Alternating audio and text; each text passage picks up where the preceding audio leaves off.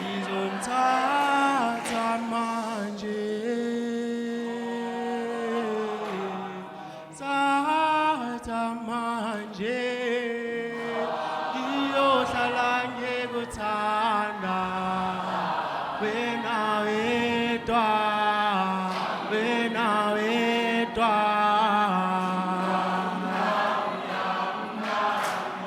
Shata manje, tata manje, iyohlala ngikuthanda, wena wedwa, wena wedwa. Ewana bastrada banalimatat, ewana bastrada banalimatat, ewana bastrada banalimatat, ewana bastrada banalimatat. Iyohlala ngikuthanda, wena wedwa, wena wedwa.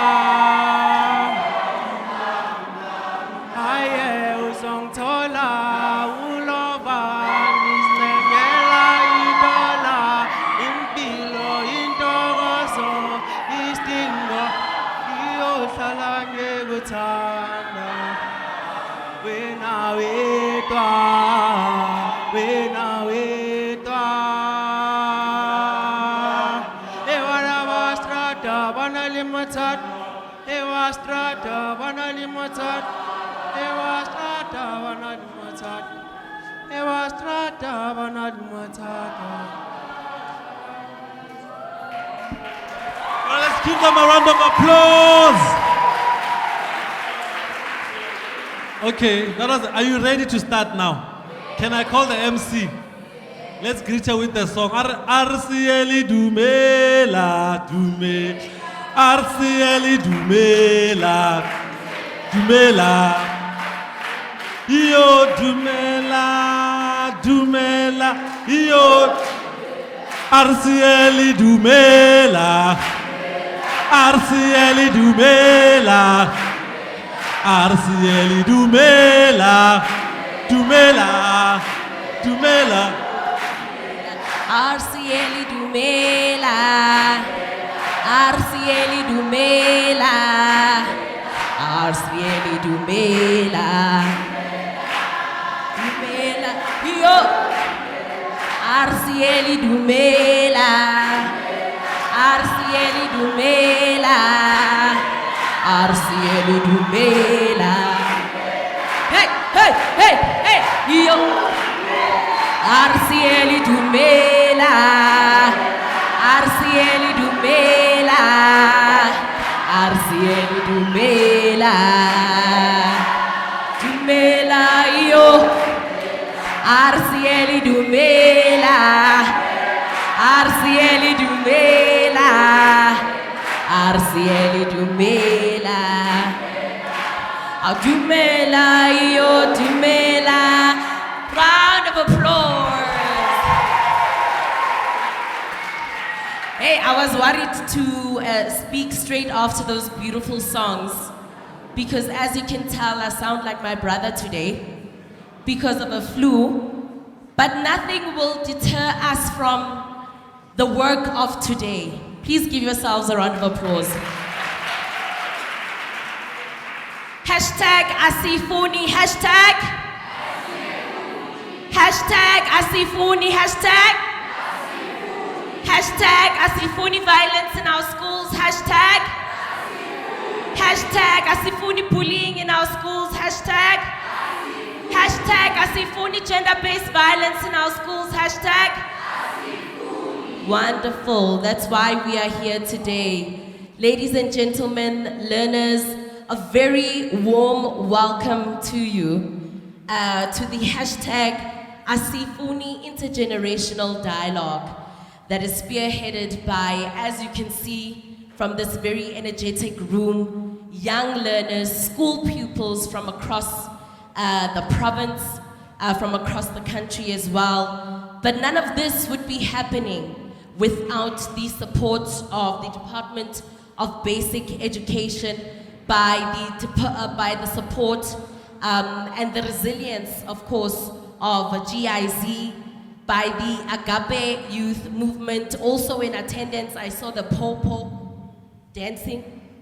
The Popo, as my young 2-year-old child would say. The police who are in attendance today. We are so honored to present this dialogue to you because it's an important one.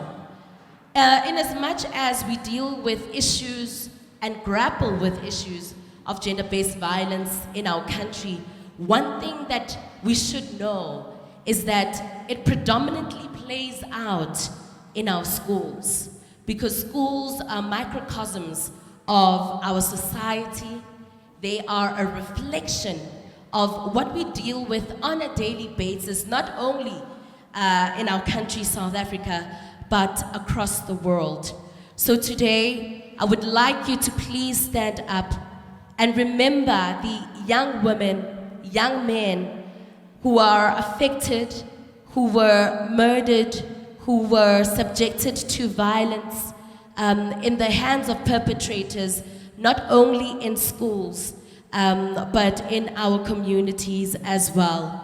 Do not forget why you are here today. Everyone that is in attendance can make a very important decision to take it upon themselves to put an end to gender-based violence. And so one thing that I would like to just do today is encourage you to open up your hearts and share with us your experiences and share with us your challenges, but most importantly, to share with us what you think the solutions are. So over and above, of course, acknowledging the key players and the important sponsors who are here today, I'd like to introduce myself. Igama lami uBusisiwe Gumede Chijanje, and I have braved the flu to spend time with you guys today, but we cannot do anything without just acknowledging and singing the national anthem. So would you please be on your feet?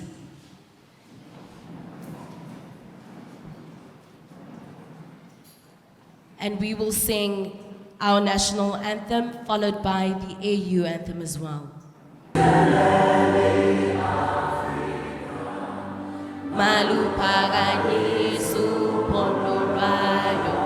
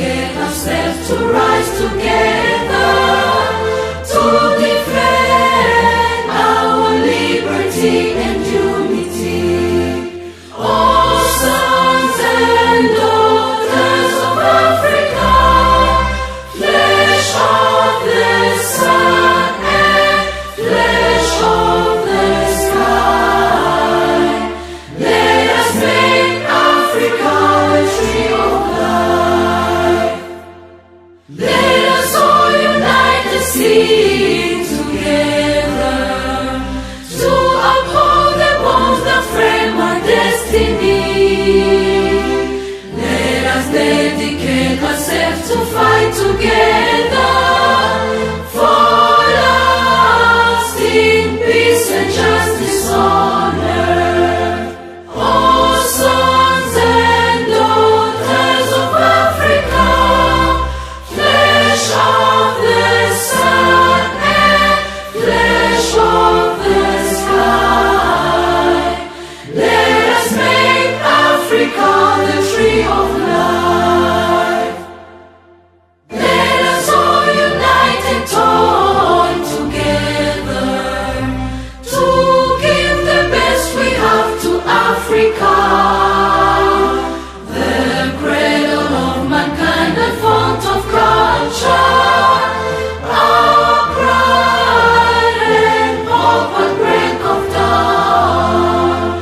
Oh, sons and daughters of Africa, flesh of the sun and flesh of the sky, let us make Africa the tree of life.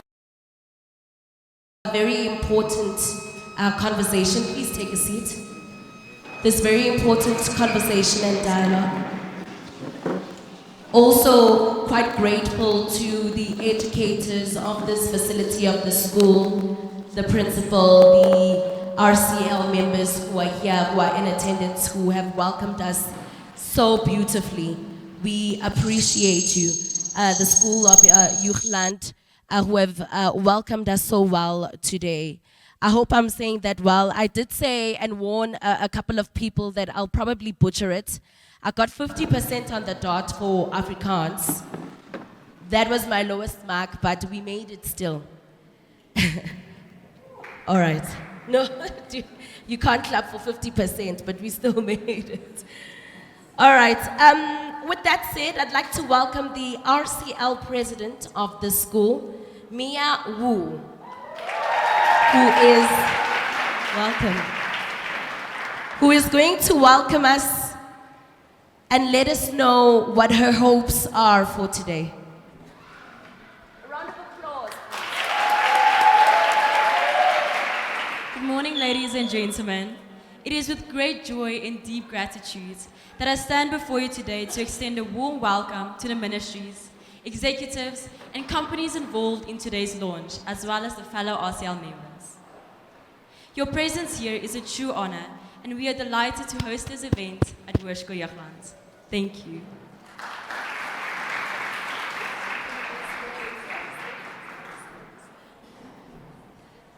Mia was talking to me earlier on, and she was saying, you know, I'm a little nervous. What must I do? Please advise me. And I said, maybe you should crack a joke. And she said, knock, knock, who's there?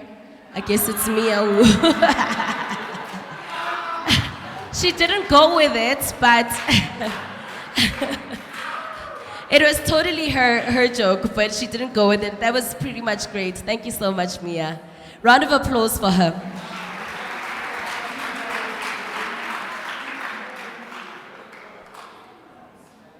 Just like learning and education is important in our communities, it's important for us to reflect on what we can do with the very little resources that we have as learners, in your perspective, to make a difference in your community.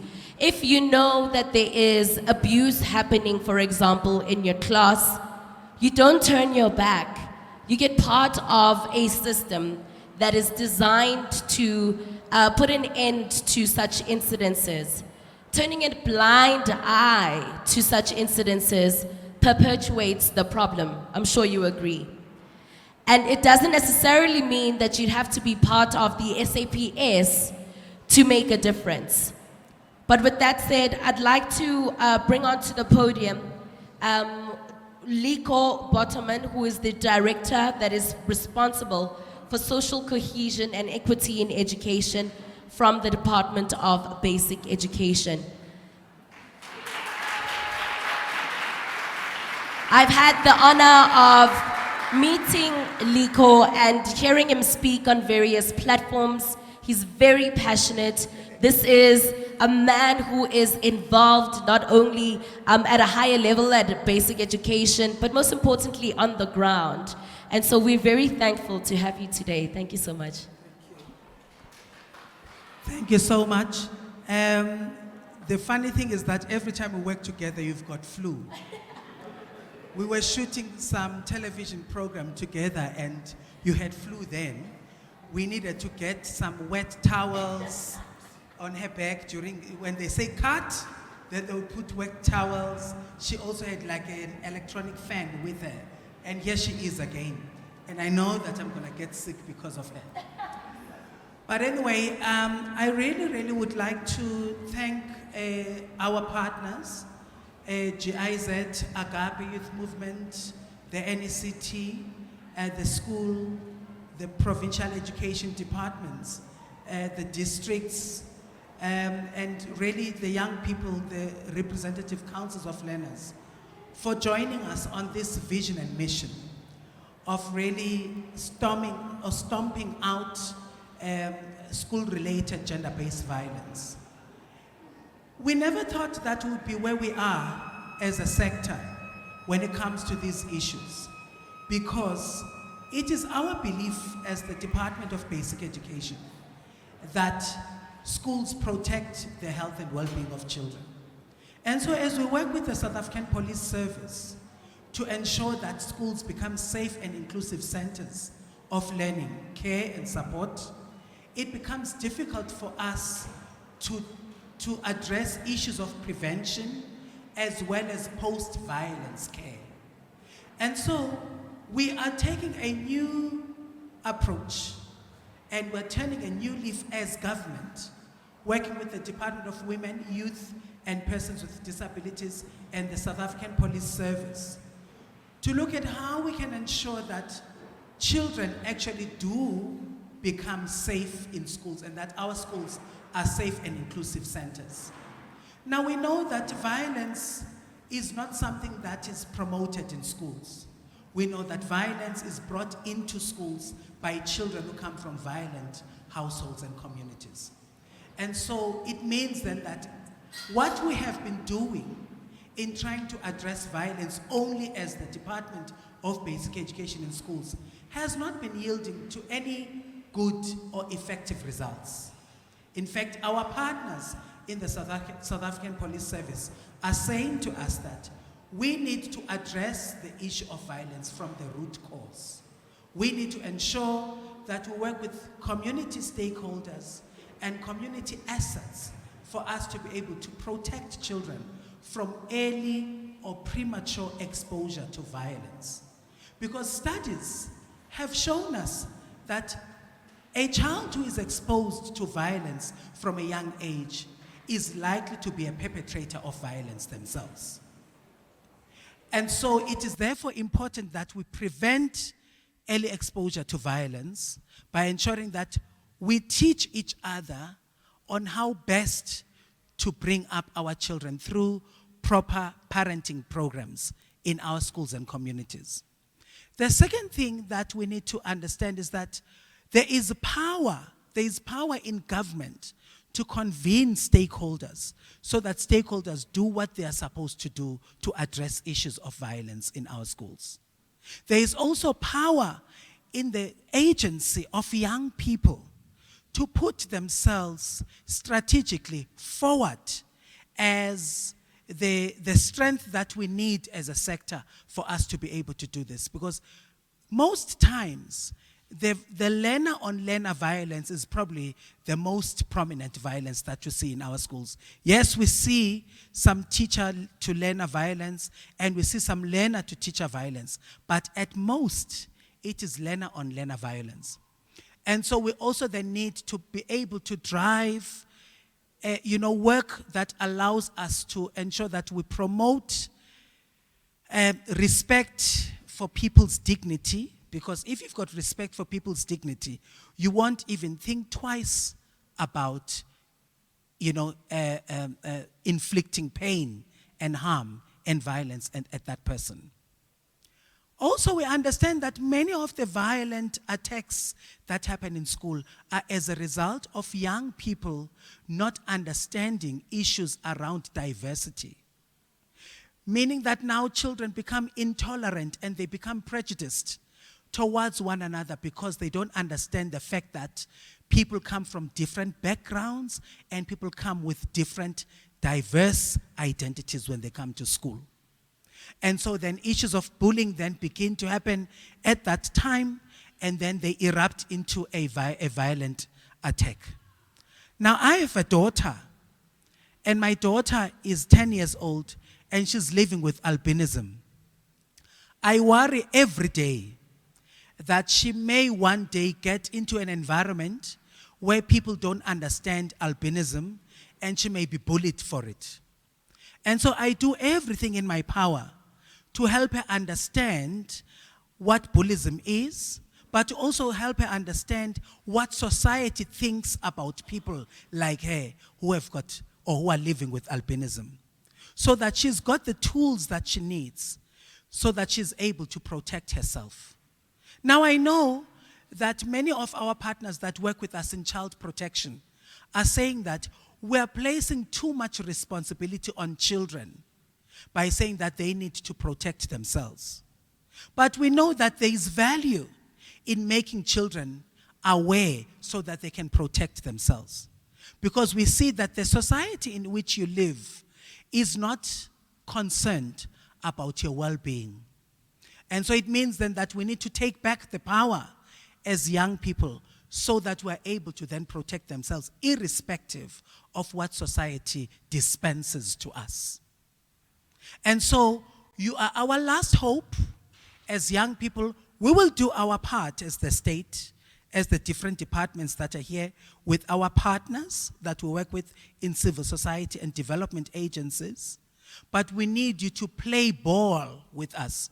We need you to come on board with us so that we're able to do this. And we know that with leadership like yourselves, Madam President, we will be able to do this. So that it's not just a chant, it's not just a slogan to say that asifuni, that even in our actions, in our day-to-day living in schools, we really are demonstrating or portraying the behavior and the attitudes and the mindsets of people who really are saying that asifuni GBV in our schools. In the end, we want our schools to be safe and caring and inclusive spaces of learning for all children in their diversity. And it is up to us to make that possible. So thank you so much.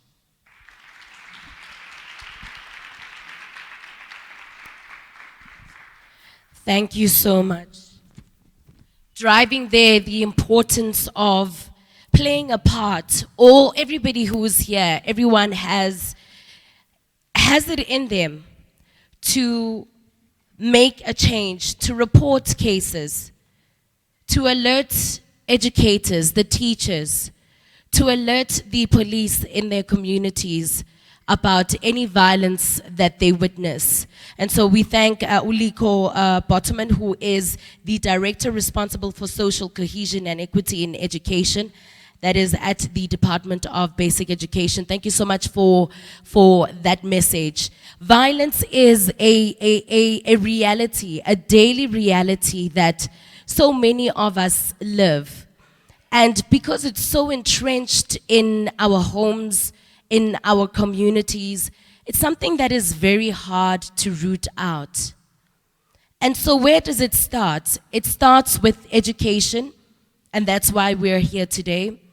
It starts with making a difference and taking a stand as well as an individual that you will not tolerate it, but also advocacy, going out and sharing the message that you learned today with others that you will meet.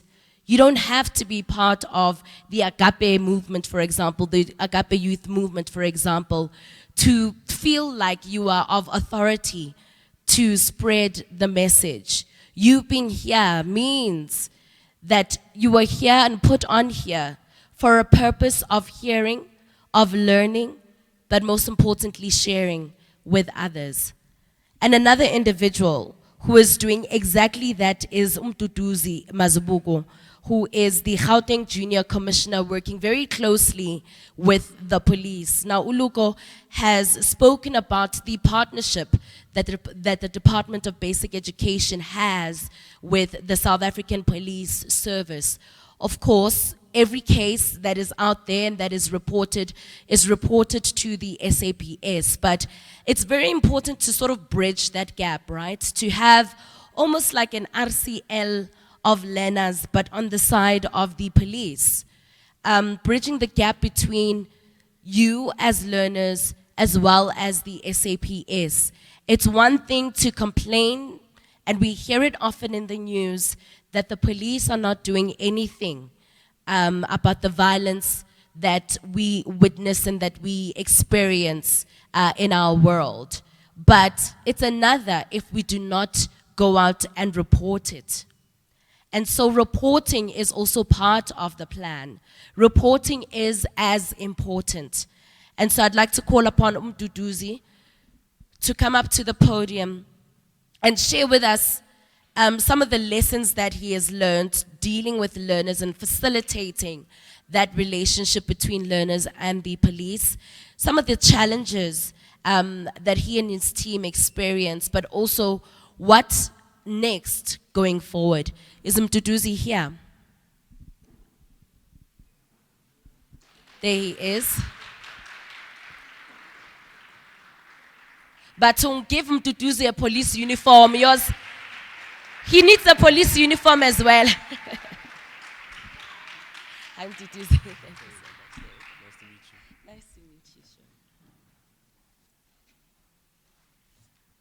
you. Right, so before I speak, I'd first like to thank all the speakers and speeches before me, right? Powerful words, and it's information that, to the speakers, rest assured, we all took notes and we all heard what you said, right? Everything and every single thing said today won't just go to waste. We'll use it and implement. So I'd just like to say thank you, and could you please give a round of applause to the speakers before me, please? Right, my name is Mduduzi Maziboko, and I'm Gauteng's Provincial Junior Commissioner. And beside me, we have... I am Duruzilem Kwena, the Junior District Commissioner for the Sidibeng region.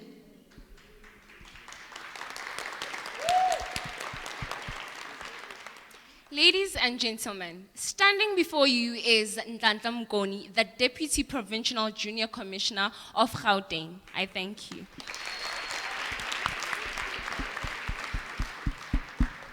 Right, and we're all gathered here for one goal: to ensure school safety in our province, and of course, to ensure that schools are conducive to learning by removing harmful events like bullying, right, vandalism, and of course, the topic of today being violence.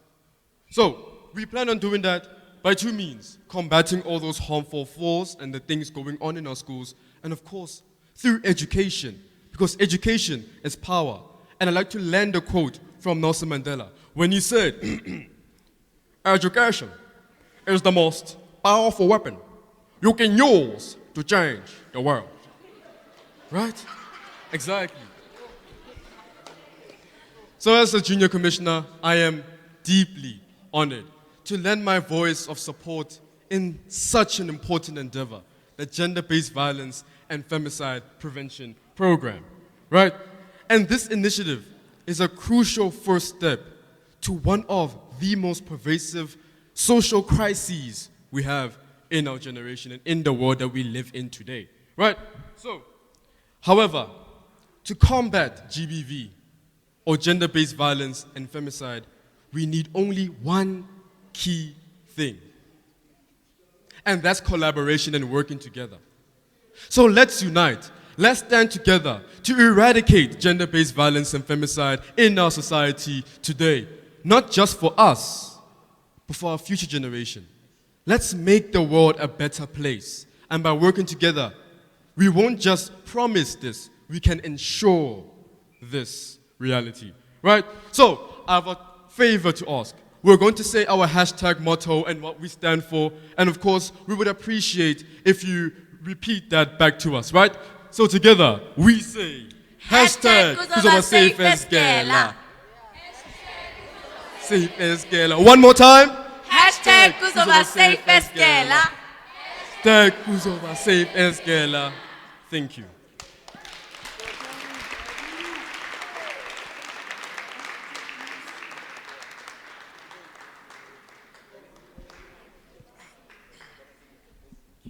Thank you so much, Mduduzi.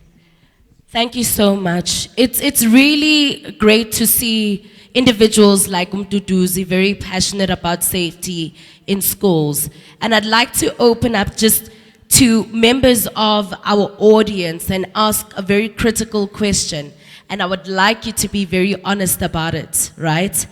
My question to you is, have you in the past 6 months experienced or even witnessed violence in your schools?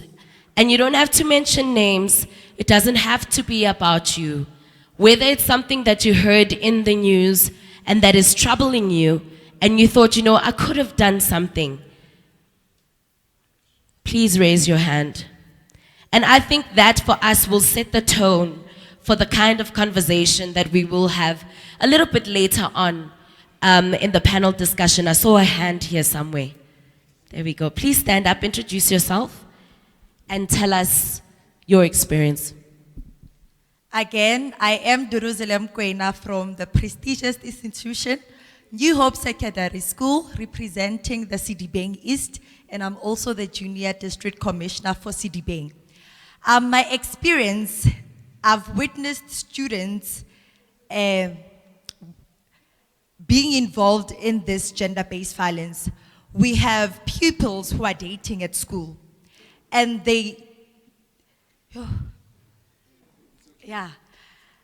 this guy hits his girlfriend. And now what do we do? Because we try to help as representatives of the school. But what do we do when the victim tells us that we shouldn't do anything? Because if we act and help, they'll commit suicide. So that's yeah. Thank you so much. And thank you for your bravery in standing up. I think it shows just how tricky it is to be a representative of learners, to be a leader among learners, because on one hand, you don't want to be a sellout and, report it to the elders or to the authorities because of people involved, right? But at the same time, you're also dealing with something else on your right, and that is you knowing that somebody's life could be in danger, And so how do you balance the scales? That is something that I'm looking forward to putting to either the police or even the Department of Basic Education, the authorities there, and hearing what they have to say about that. So all these questions we'll definitely be putting to the members who will be part of the panel. Please introduce yourself and your question or your comment. Good morning, everyone. My name is Kagiso Khatle, the provincial chairperson of Mpumalanga province. My experience regards with violence, I think it's a day before yesterday. There was a video circulating on social media whereby one of my schoolmates was fighting with another schoolmate of another school. So the question is, what do we do if that violence is at the external point? It's not inside the school. That's the question that I want to raise. But the funny thing is that they were still wearing uniform and they were girls. So we can relate it with violence. But what do we do when it's outside the school environment? Is it our responsibility or is it the parents' responsibility? That's the question that I have, and which I couldn't act towards this case because it was at the external. Thank you. Very prevalent question to ask, because in as much as it happens off-site or off-school premises, everything is related and connected, as Liko said. What happens in our homes spills over to our schools, and do we necessarily turn a blind eye because it's not happening on our school grounds?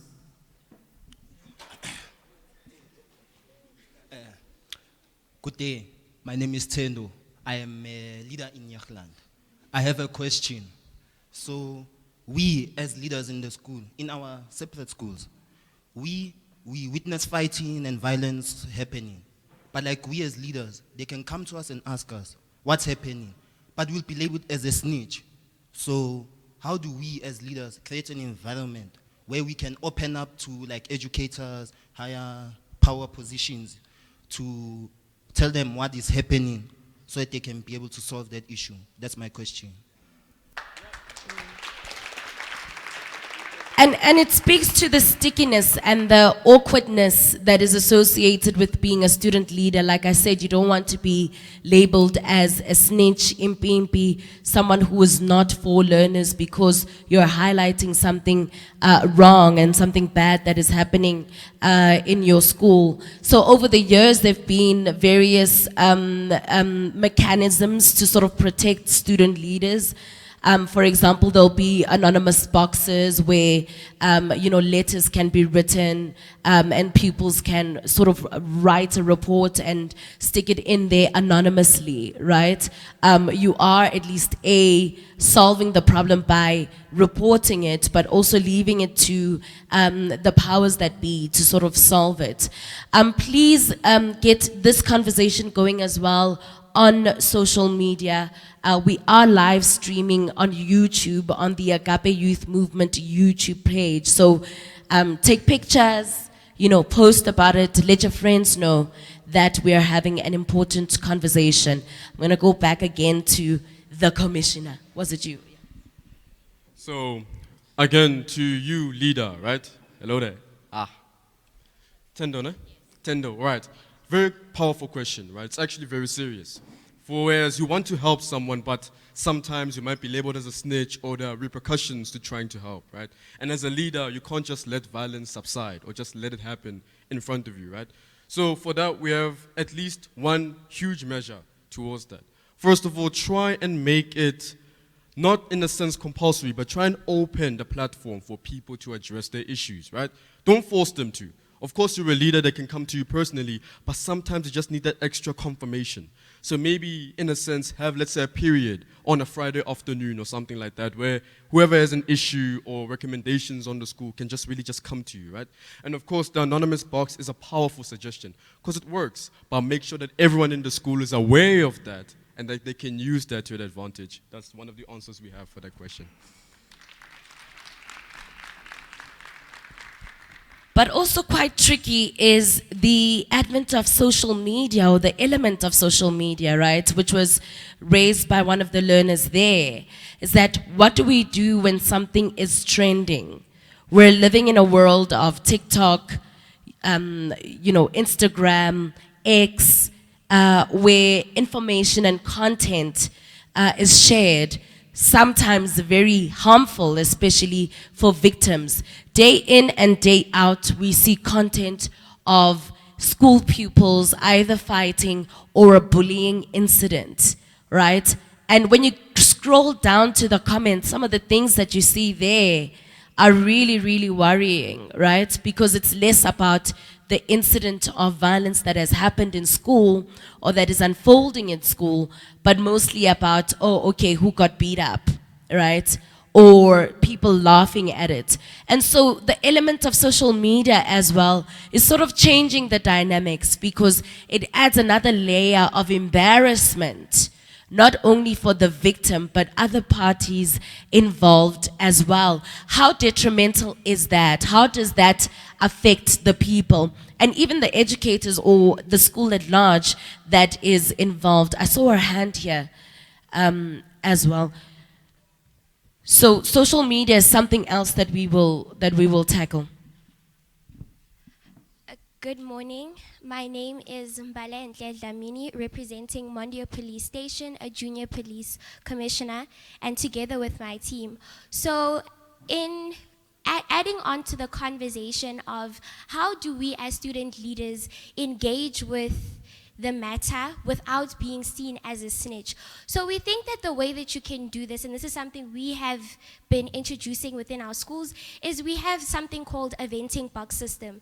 So what we do, or what happens with the venting box, is that individuals are able to put in their problems without them being known, or without them being, people being able to say no, but Mbali is the one who told. So this is because a lot of the times there are a lot of problems, but people don't know, or it is not heard.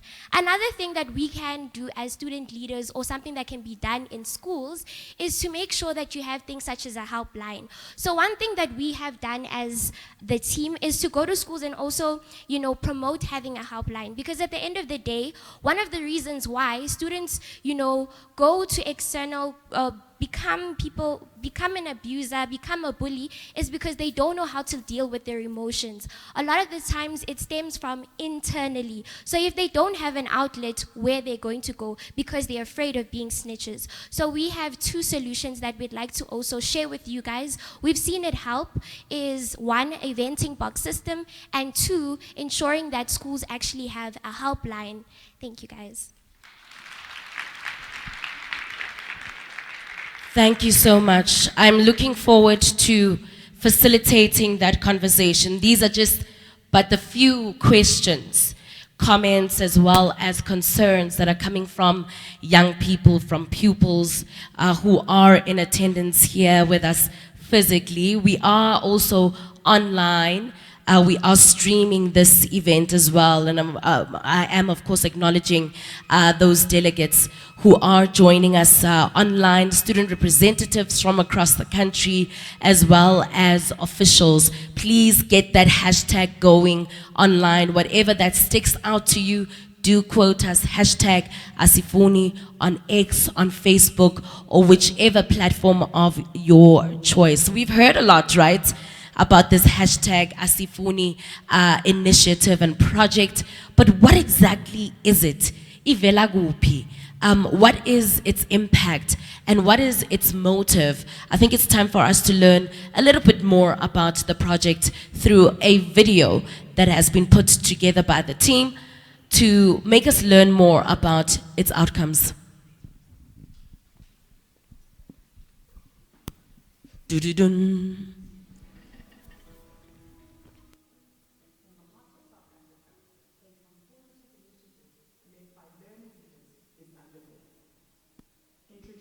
Pioneering program aimed at empowering the young minds across provinces of South Africa. Countless adolescents, our mission is activation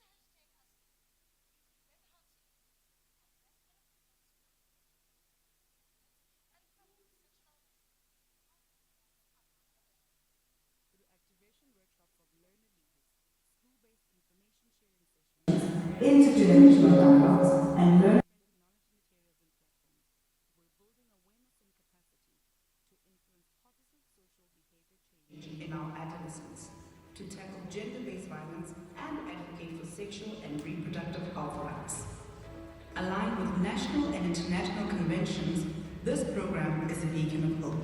As the Department of Basic Education, we collaborate with a number of stakeholders. The purpose of our collaboration is to ensure that we empower our learners around sexual reproductive health and rights, as well as school-related gender-based violence. Hashtag Asifuni, leaders of GBV schools shows the power of collective work in partnerships with civil society organizations and government to empower our learners or our young people to realize their sexual rights and for them to make known and aid the prevention of school-related gender-based violence. Age-appropriate, rights-based education encourages critical thinking about gender, power, and personal rights. The hashtag Asifuni is for gender-based violence free schools.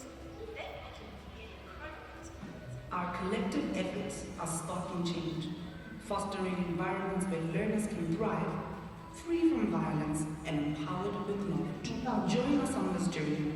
Together, we can transform the landscape of adolescent health and rights. Empowerment starts with education. Change starts here. We're looking forward to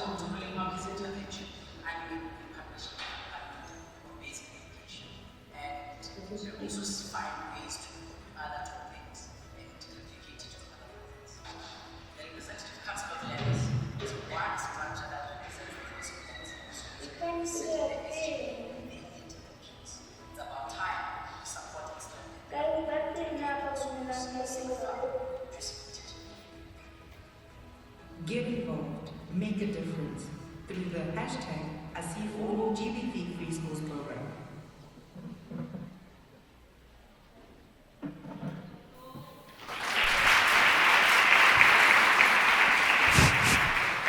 Hashtag Asifuni, hashtag Asifuni, hashtag. Coming up will be a panel conversation, and I'll just ask members of our panelists to just come up so that it's set up for us to have a sit down and unpack these issues.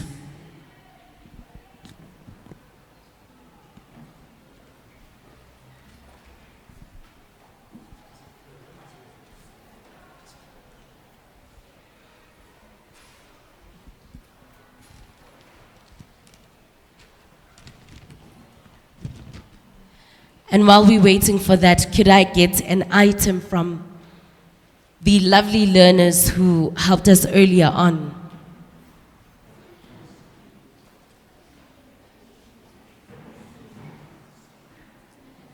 Don't be shy now, all of a sudden.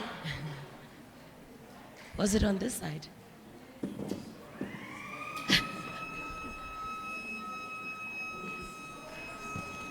Round of applause for her, please.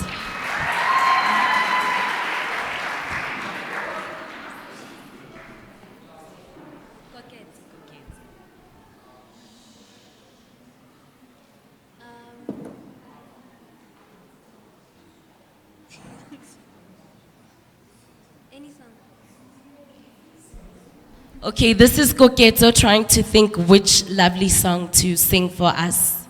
Let's be kind, let's give her a moment.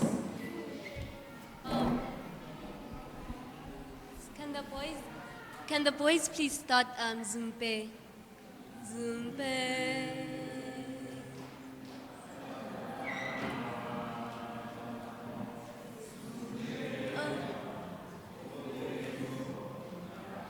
Tina siyazalana mama.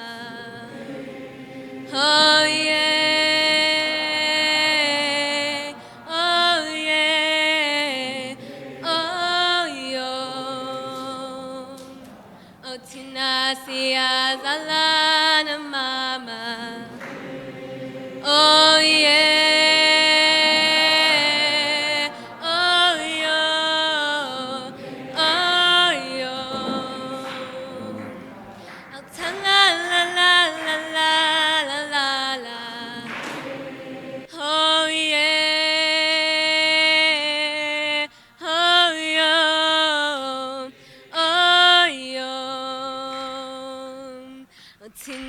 Siyazalana mama.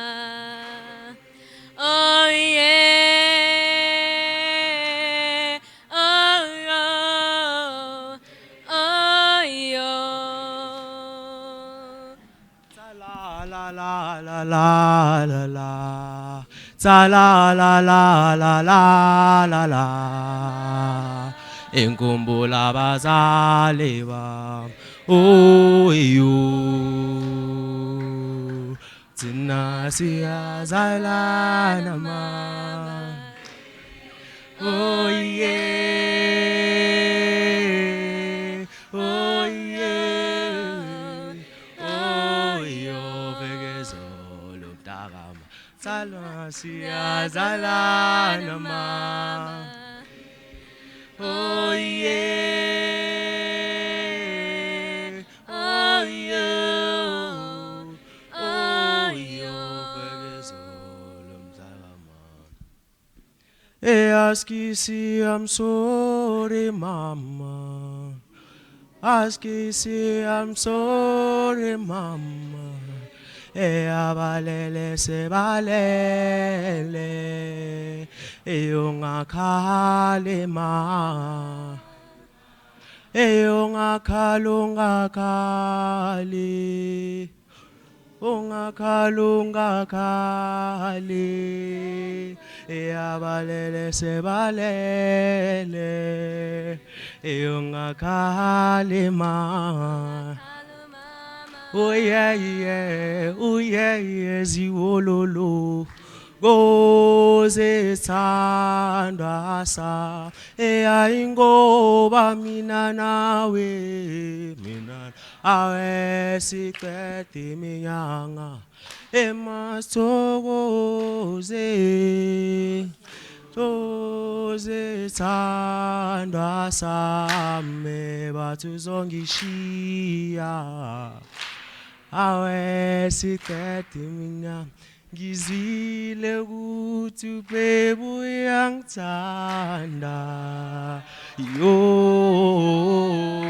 zoleka ngiyasifela ngawe ayabazoleka obazothina abantu bazothina abantu oh uzoleka zoleka ngiyasifela ngawe Zaya.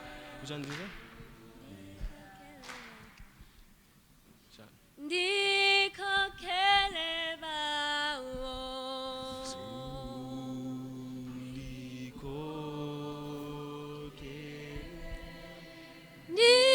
Ndikhokhele meli wami.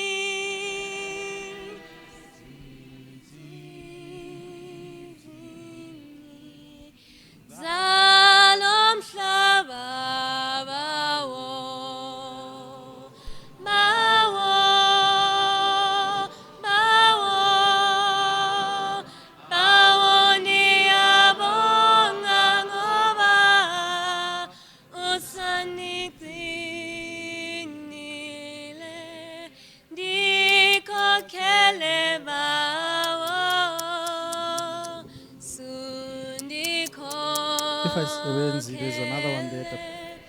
Ndikhokhele meli wami ezinsizini zalo mhlaba bawo bawo bawo bawo ndiyabonga ngoba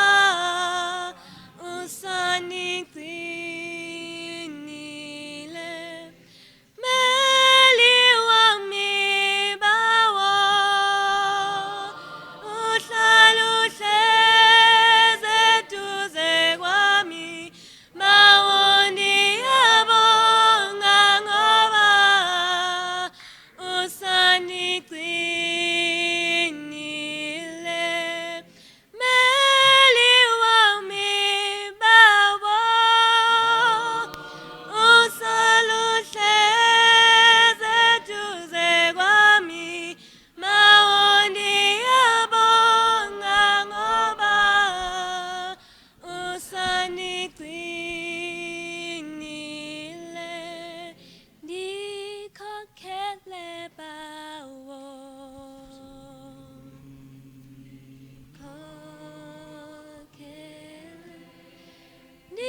ndikhokhele meli wami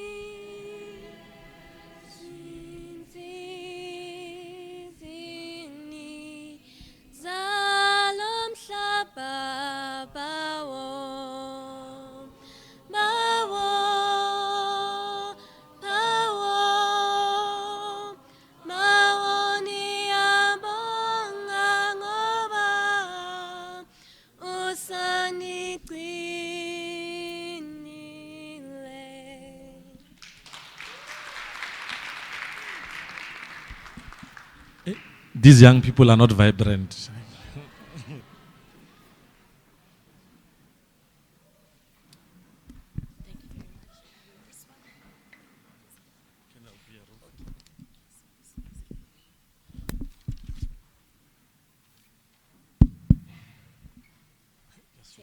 Testing.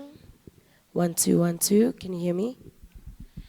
We're back from the advert. Thank you so much for that item. We really appreciate it. Earlier on, I spoke about the importance of having these conversations, and it is in these conversations where solutions will be found. It's an intergenerational discussion where we are set to hear from teachers, educators, people in the advocacy sphere, from the police, but also learners about, just the dangers of gender-based violence, the prevalence of it in our schools, but also what they have experienced in their worlds. And we will, of course, turn it back to the audience to discuss some of the solutions. So I'm very happy to present to you a panel that is well-versed in today's discussion.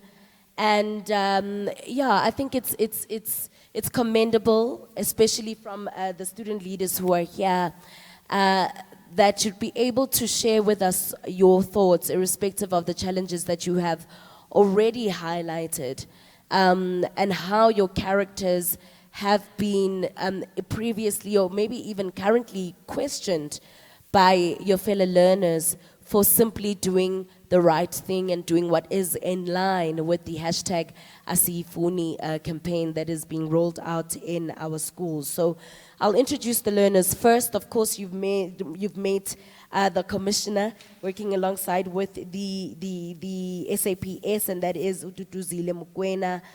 We have Kagiso Khatle, right? Did I say that right? Perfect. So those are the two student leaders who are representing us today. But also geared in his uniform is Captain Kwela of the National Youth Crime Prevention Coordinator for the SAPS.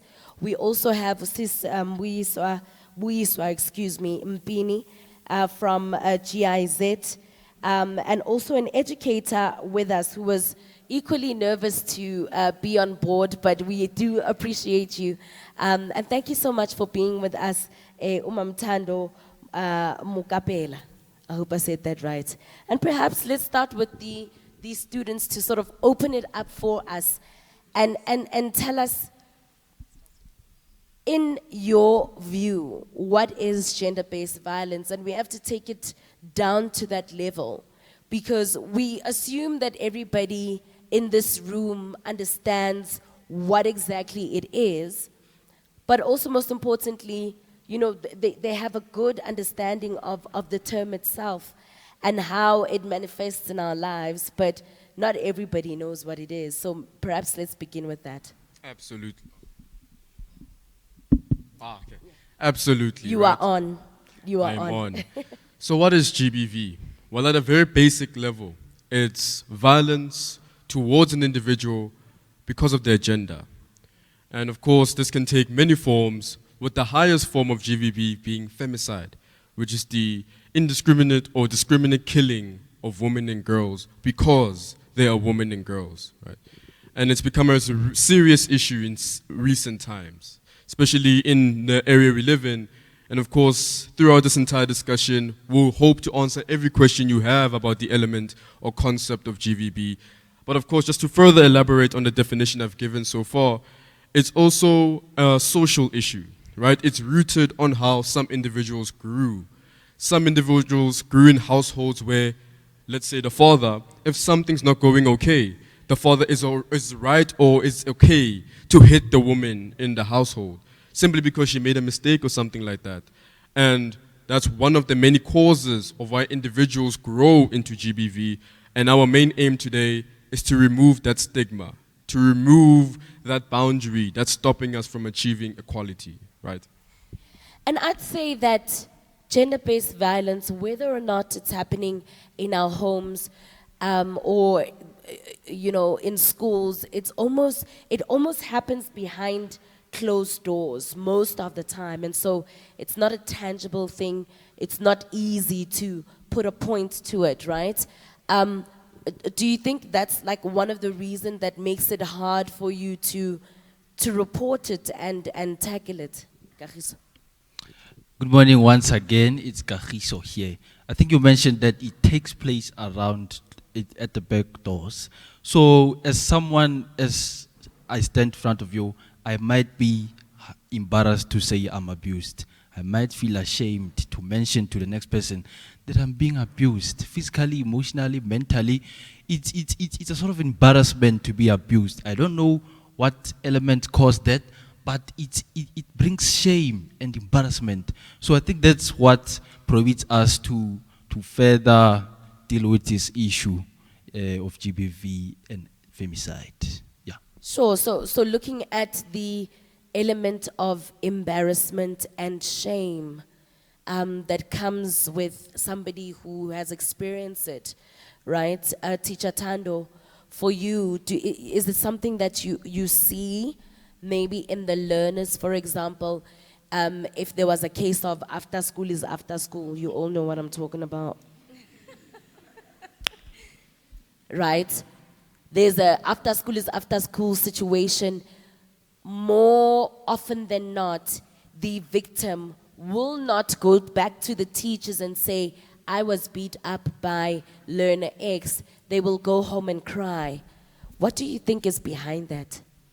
Okay, good morning, everyone. My name is Thando Mokapela, and I am sitting in the panel to represent educators. So I think, I don't know if I can speak about my own school without mentioning names though. I think what causes a learner to not come and report it is the fact that, one, and now I'm speaking from what I've experienced in my own school. One, I don't even know if I should say I feel like she enjoys being beaten up, because I just want to share a small story. Ne? She used to be an RCL member, and she was dating this particular boy who used to Mamela, he panel beats her. Yo. So we call her into a meeting and we say to her, listen, so and so, the fact that you are dating a person that is selling weed and cigarettes in school, you are compromising the badge of RCL. So we are going to give you an ultimatum. Either you leave this person or you stepped down. You know what she said? Take your badge. She literally said, I would rather take your badge. So what I've noticed with her is that she enjoys being beaten up. We've spoken to her over and over again to say, he is going to kill you. He is literally going to kill you, and it's not going to be a joke anymore. Leave me alone. Why can I tabataka? This is between me and him. Stay out of this. So I think, you know the cliche saying that love is blind. I think in her case, it's that type of a thing where either she really enjoys being beaten or she doesn't see anything wrong with being beaten by a boy who is not even her husband. In her head, she's got this idea that this boy owns her. So she can't even report it because the moment we address it openly, the guy beats her up again. And let's take a step back a little bit, because many say, and you hear this from psychologists or people who generally work with women in particular who are disadvantaged or who are victims and not survivors as yet, that when that person is in that situation, you know, they literally covered by everything. They're not able to, advocate for themselves. They're not able to speak for themselves or even protect themselves. And so it's always easy for us as bystanders and people who are monitoring to sort of point fingers and all of that, instead of pausing and saying, but wait a minute, isn't it about creating a safe space for women to come out, or even young men to come out and say, I'm being abused by my girlfriend? There's shame that comes onto that. And so I'm going to ask you a controversial question, teacher, and say, do you think that you've created a safe environment for that kind of a learner, one that is not judgmental? And do you think that is what would be preventing other learners from coming out and saying, oh, but me too? I would like to say a very resounding yes. I'm probably one of the only teachers that has got a very good relationship with learners. But like I'm saying, with this one, I don't even know if it's right to say that she enjoys being beaten up. Because I've tried speaking to her really too. I've tried having RCL members that have been with her she's in grade 11. People that she's been close with since grade 8. She just won't budge. So this is the predicament that you as a teacher is facing, but also reflected in the challenges that are equally faced by learner representatives or RCL leaders, where they would want to step in and assist and so forth. And so there are boundaries, of course, that one would need to honor, because at the end of the day, you know, that person or that victim is living their lives. And so as the police, Baba, do you feel that sometimes you get faced with the same problem, where you can see that clearly there is an issue of abuse here, there's a case of abuse, but the survivor or even the victim is not able to verbalize it, or they are not ready yet to deal with it? On a school level, does it exist? Thank you so very much for an opportunity. I think for starters, we need to appreciate the fact that human beings are relational beings. We all relate with things, with people. So it all starts with a relationship. I'm here today as a panel member and you are the program director. Already there's a certain relationship that has already been established. We relate at that level. And that relationship by default becomes a safe space for a person. Now, when it is exploited, when one of the people becomes a perpetrator in that arrangement of a relationship, it becomes difficult for the one who is alleged to be a victim to come out, because he comes from a safe space. He comes from a space where there is an already existing relationship. Now go out, as they step out of that environment where they have now been abused, they immediately become cold. You know, they become vulnerable. They think, hey, I may be exposing myself to a secondary abuse if I go to the police, if I go to the teacher, if I go to the student leaders, if I go to another people. I might as well just, you know, go back to this now, go back to this environment which is abusive and plead if it can still work. You understand? Because it's mainly people that are lovers, people that are family, you know, siblings, peers, you know, teachers, you know, there is already an established a relationship, and that is when it is exploited, that is where we have a problem. I understand why it is not easy for people to, you know, volunteer to easily come out and say, I have a problem here. Let me just paint a worst case scenario. I am married. If I become abusive, already I'm the breadwinner.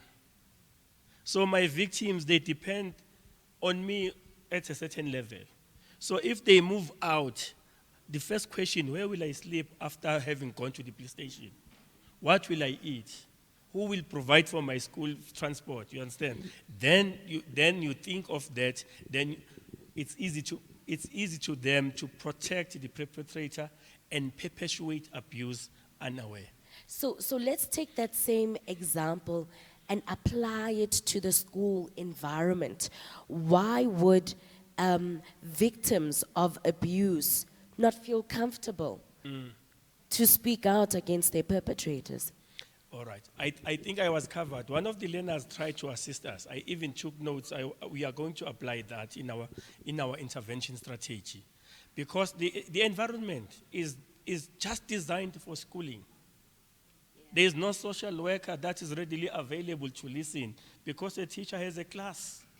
Other people are attending. So the environment, you just it becomes impossible for you to quickly respond. The police station is 20 kilometers down the line. So you don't have a phone number of the police station.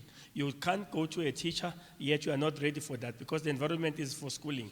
So I think now that we are here, we need to develop a proactive strategy rather than being reactive, to say, okay, now that we know that these issues prevail in our schooling environments, in our households, proactively, what do we put in place so that in the event, then we know where to go and it is easy to get there?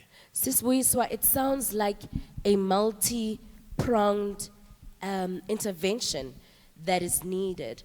And perhaps that's why it's so important to have institutions, organizations, and people like yourselves from the GIZ to come into the school environment and say, there is a problem, we are going to work with the existing structures, like the Department of Basic Education and the SAPS, to bring about the much needed solutions.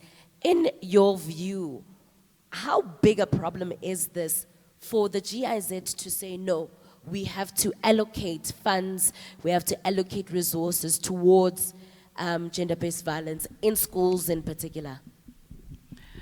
Thank you for the question. I think as South Africa, we are very much aware of the statistics in terms of the magnitude of gender-based violence in our country. And I think also if we heard from the opening remarks from the director, Liko Botoman, around how the schools are a microcosm of the society we live in, that what plays out in schools in terms of the gender-based violence is actually representative of what is happening in our homes. And therefore, I think as the development sector or development partners that are partnering with civil society organizations and the government in addressing this scourge is moving from the point of view of what can we do, first of all, to prevent gender-based violence.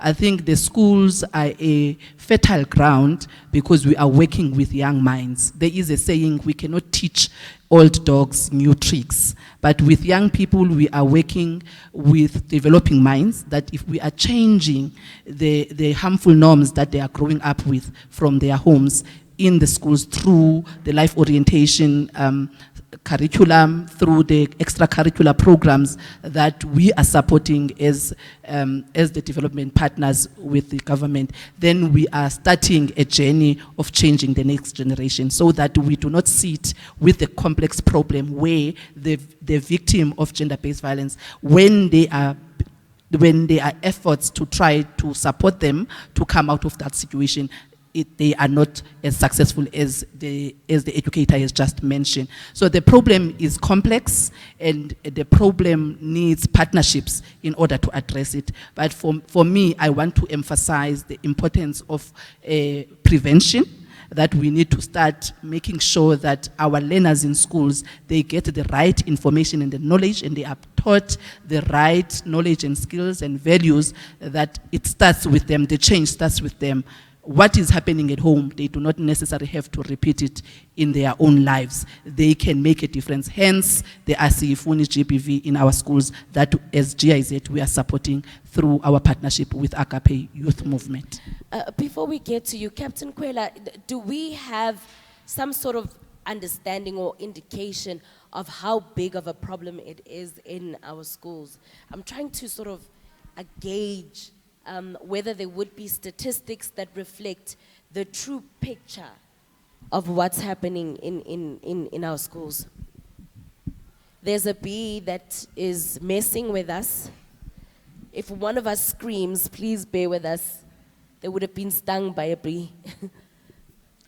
Yeah, no, nationally we do have a problem, a serious problem when it comes to GBV, especially in the schooling environments. We do have a problem. Statistics are there and they are alarming. We need intervention like yesterday. As we speak, our office is already working on an intervention strategy. We are trying to maximize all the resources that are there, because statistically speaking, we are not safe. Our children are not safe. Issues are there. I'm talking about reported cases. I don't want to say anything about unreported cases, cases that, are put under the carpet, where people negotiate. You see, we don't have those statistics, but those reported cases, the numbers are alarming. I think we need to up our game. But maybe And what do those numbers tell you? Is it learner to teacher, teacher to learner, learner to learner? What is the information telling you? Because I think we need to have an understanding of the nature of the program. It's one thing to sing hashtag asifuni, but not understanding kahle kahle ukuthi what's the problem kahle kahle? What's really happening? What are the stats telling you? Yeah, what is prevalent in the schooling environments, cases that we are dealing with, it manifests itself mainly as bullying. Bullying is the primary issue that we are dealing with. So obviously it's learner to learner, and it cuts across gender. It can be a male bullying a female, or vice versa. So that is number one. Then number two, there was a mention of the fact that relationships are now do exist now, especially in the high schools. So as a result of the relationship, people fight over a girl, they fight over a boy, or they fight among themselves. That also is also showing its ugly head. Then vagrants from people from outside the schooling environments now, targeting those that are going to school. In rural areas, it's where there's an issue between a few students in the school, and then they begin to report the matter to their elderly people, their brothers or their friends outside of the school. Then they develop interest, they want to address it. So now it moves from the school to outside of the school, and from outside of the school to the village, and in no time it becomes a community issue, and we end up having people being killed. Yet it just started as a smaller issue in school, and it was not dealt with accordingly. So maybe I would advise that let us deal with structures that are there. What is expected in terms of the structure? It's structures that should be in place in the school, so that when they intervene, they also come and check if those structures are there, because failure to establish structures in as far as the government is concerned, and it is also a disservice to this problem. Thanks. Do you wanna add to that? Yes, very likely. I just want to backtrack a little bit to what are some of the reasons for why this violence or bullying occurs in schools, right? And you mentioned a very powerful example of if you're the breadwinner, it's not easy for the victim to now report it, because they could mean losing their source of support and housing and just further on that. And the way we implement it on a school level is that social media and our reputation is our currency, right? It's not necessarily that it's a relationship caused, but if someone can blackmail you with information and can post it to social media, then that is the main reason why students are a bit afraid to expose themselves. Because if they are found out that they were the people who reported this, for us, although it might seem small to the adults in the room, for us, especially in high school, these things last forever, right? Reputation, social media, it can never go away. So we want to keep ourselves safe, and one repercussion of that is to keep all the perpetrators safe from reporting us. Sure, I think what you're saying is very powerful, because I remember just taking it back to my school days, which is not so long ago, by the way. But it almost felt like we were in a world, like in this world, right, where, the adults are far away, help is far away, and it's this like weird community that we're living in. And like you say, any little nyana mistake and you are banned for life. Like, that's your reputation gone, right? And so perhaps even the interventions should come from that level, where adults have to, and even officials like yourself, Captain, have to put yourselves in the shoes of the victims and even learners in general and say, if I were to be in the situation, or if this was my situation, how would I have wanted this problem to to be addressed. But let's talk about the program itself, Sis Buiso.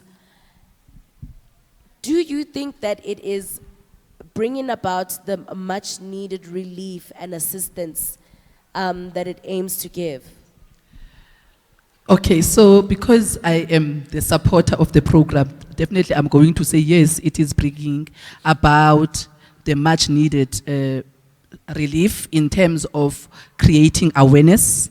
And I think where the strength of the program is the fact that young people, they listen to one another more than they listen to us as adults. And the entry point for this program, Asifuni GBV, is the learner-led advocacy in schools. So we are using the energy that is in the room to influence each other positively around understanding what is gender-based violence and what is bullying and how does gender-based violence, or we even call it school-related gender-based violence, manifests in school.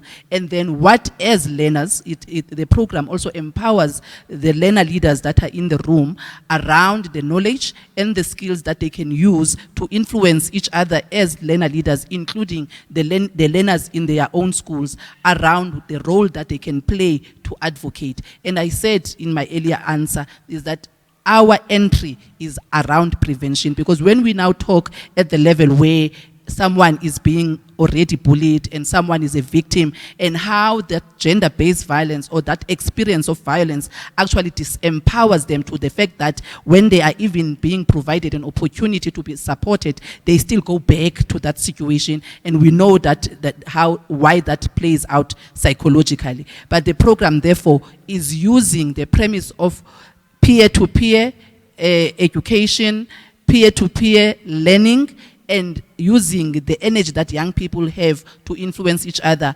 positively around understanding respect for each other, tolerance for difference, because we know, as we have heard, that bullying also is caused by when learners are perceiving others as different and they are not tolerant towards differences. So as learners are being taught this information and this knowledge and these skills, then they are actually being empowered to influence their environment for the better. In that regard, I think then the program has an opportunity, especially if we can scale it up and ensure that the message reaches all learners, not only a small number of our learners. Then we are beginning to change how they think and how they act towards one another. And in that, then from school to home to community. And I think then we have a hope for a better future for South Africa. Yeah. Kagiso, do you want to add before we move to the next element? Yeah. I think I can just rewind a bit to answer that question which you mentioned, that you think that that victim loved being beaten. I think you can relate it with validity. You know, as humans, we seek validity in everything we do. We seek validity, whether it's academic validation or being loved or sort of that thing. So I think you can relate it with validity. That individual felt like she was being loved. She felt validity in being beaten. It was a proof to him or her that she was being loved. But to come with you, sis, it's sis who? Sis Buiso. The intervention is quite great. I think it started even last year at the RCL conference that we had in June last year. So in my capacity last year after the conference, we tried to sort of copycat it to our province. And then because our province is quite diverse, we tried to change the slogan a bit to Asibatli GBV. We tried to configure the two languages, Asibatli GBV in our schools. And creative. Yeah. And that's what we made. I think if you look at what you mentioned, that it must be a point that it reaches everyone in every level. And there's provincial, there's district, there's circuit, there's school. It is hard to reach the district, but it's a lot easier to reach a circuit. It's a lot easier to reach a school. So we have to strategize in a way that we go to circuit level, Because if it ends on me as the provincial chairperson, it's going to be hard for me to see a wide province like Mpumalanga. Mpumalanga is quite big. You cannot reach Nkangala, you cannot reach Kertsiwande and all that. So, but if we go on a micro level and say, in this circuit of 7 schools, we do this, we can try to obliterate this issue. So I think we have to note that. All right, please don't forget to keep the conversation going on social media. Hashtag Asifuni on your preferred social media platform. We are also streaming on YouTube, and you can get that link on the Agape Youth Movement YouTube page. Share that on your WhatsApps and your other platforms, just to tell people what we are talking about, but also get those questions coming up. We will be taking some questions, especially to those who have joined us online. We'll be picking up on those questions in a bit, but also taking it to the audience, where we'll get questions in a bit. We have a roving mic where we'll get some of your questions. There's one over there, someone in front who's dying to say something. Please stand up, introduce yourself, and tell us what your comment or question is. Hi, my name is Zaina Davids from Hoërskool.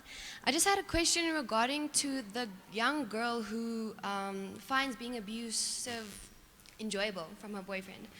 I just had a question about, what if it's not her enjoying it? What if it's seen as normal because this is how she's been brought up at home, and where abuse is mistaken for love? What do we do in that instance? Yes, that's my question. Thank you. Very valid question. Thank you. I'm Franz Khove from the NECT. But I've got from where, sorry? From the NECT. Sure. So I've got a question and a comment at the same time. But I'll start with the comment. We are here engaging on GBV, but we seem to remove it from violence itself within the school and outside the school community. Because before you are a learner, you are a member of a community.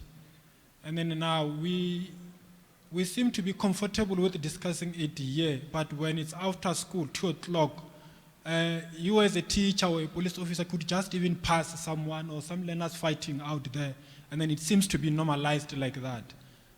I'm just pleading that we sometimes, and next time, we call in the community to engage with them such issues, because we can't find solutions here alone as learners, because their first priority when they enter that school gate is to learn, and they are not trained to deal with issues. And even if I as a learner, I come to you and open up, you find me crying and all of that. You are not a psychologist, you are not trained to deal with such issues. You can't make me come down at that particular moment. And then secondly, as our subs is here, I'm very much happy that they are here. That if we see situations that we want to report, and we're seeing that you as a perpetrator, as a victim, you are not willing to go and report that issues. How do we then deal with it? And then thirdly, this is the last one. In closing, these programs, it's a very nice program and we appreciate it, but they seem to target the most articulative learners in schools, and we ignore those who are perpetrators in school, the bullies. My suggestion is that please take those bullies, get them involved in these programs, because they are going to be very much pivotal for this program to engage with those who are doing that. Thank you. All right, I think let's answer the first batch. Can we get Thank you one so much for that. One more. Can we answer the first batch of the questions, please? A very important point that was raised by the young lady at the back about, I guess further victimizing the victim, potentially, right? Where you'd hear one say, they enjoy being abused, but what if it's just a reality of where they're from?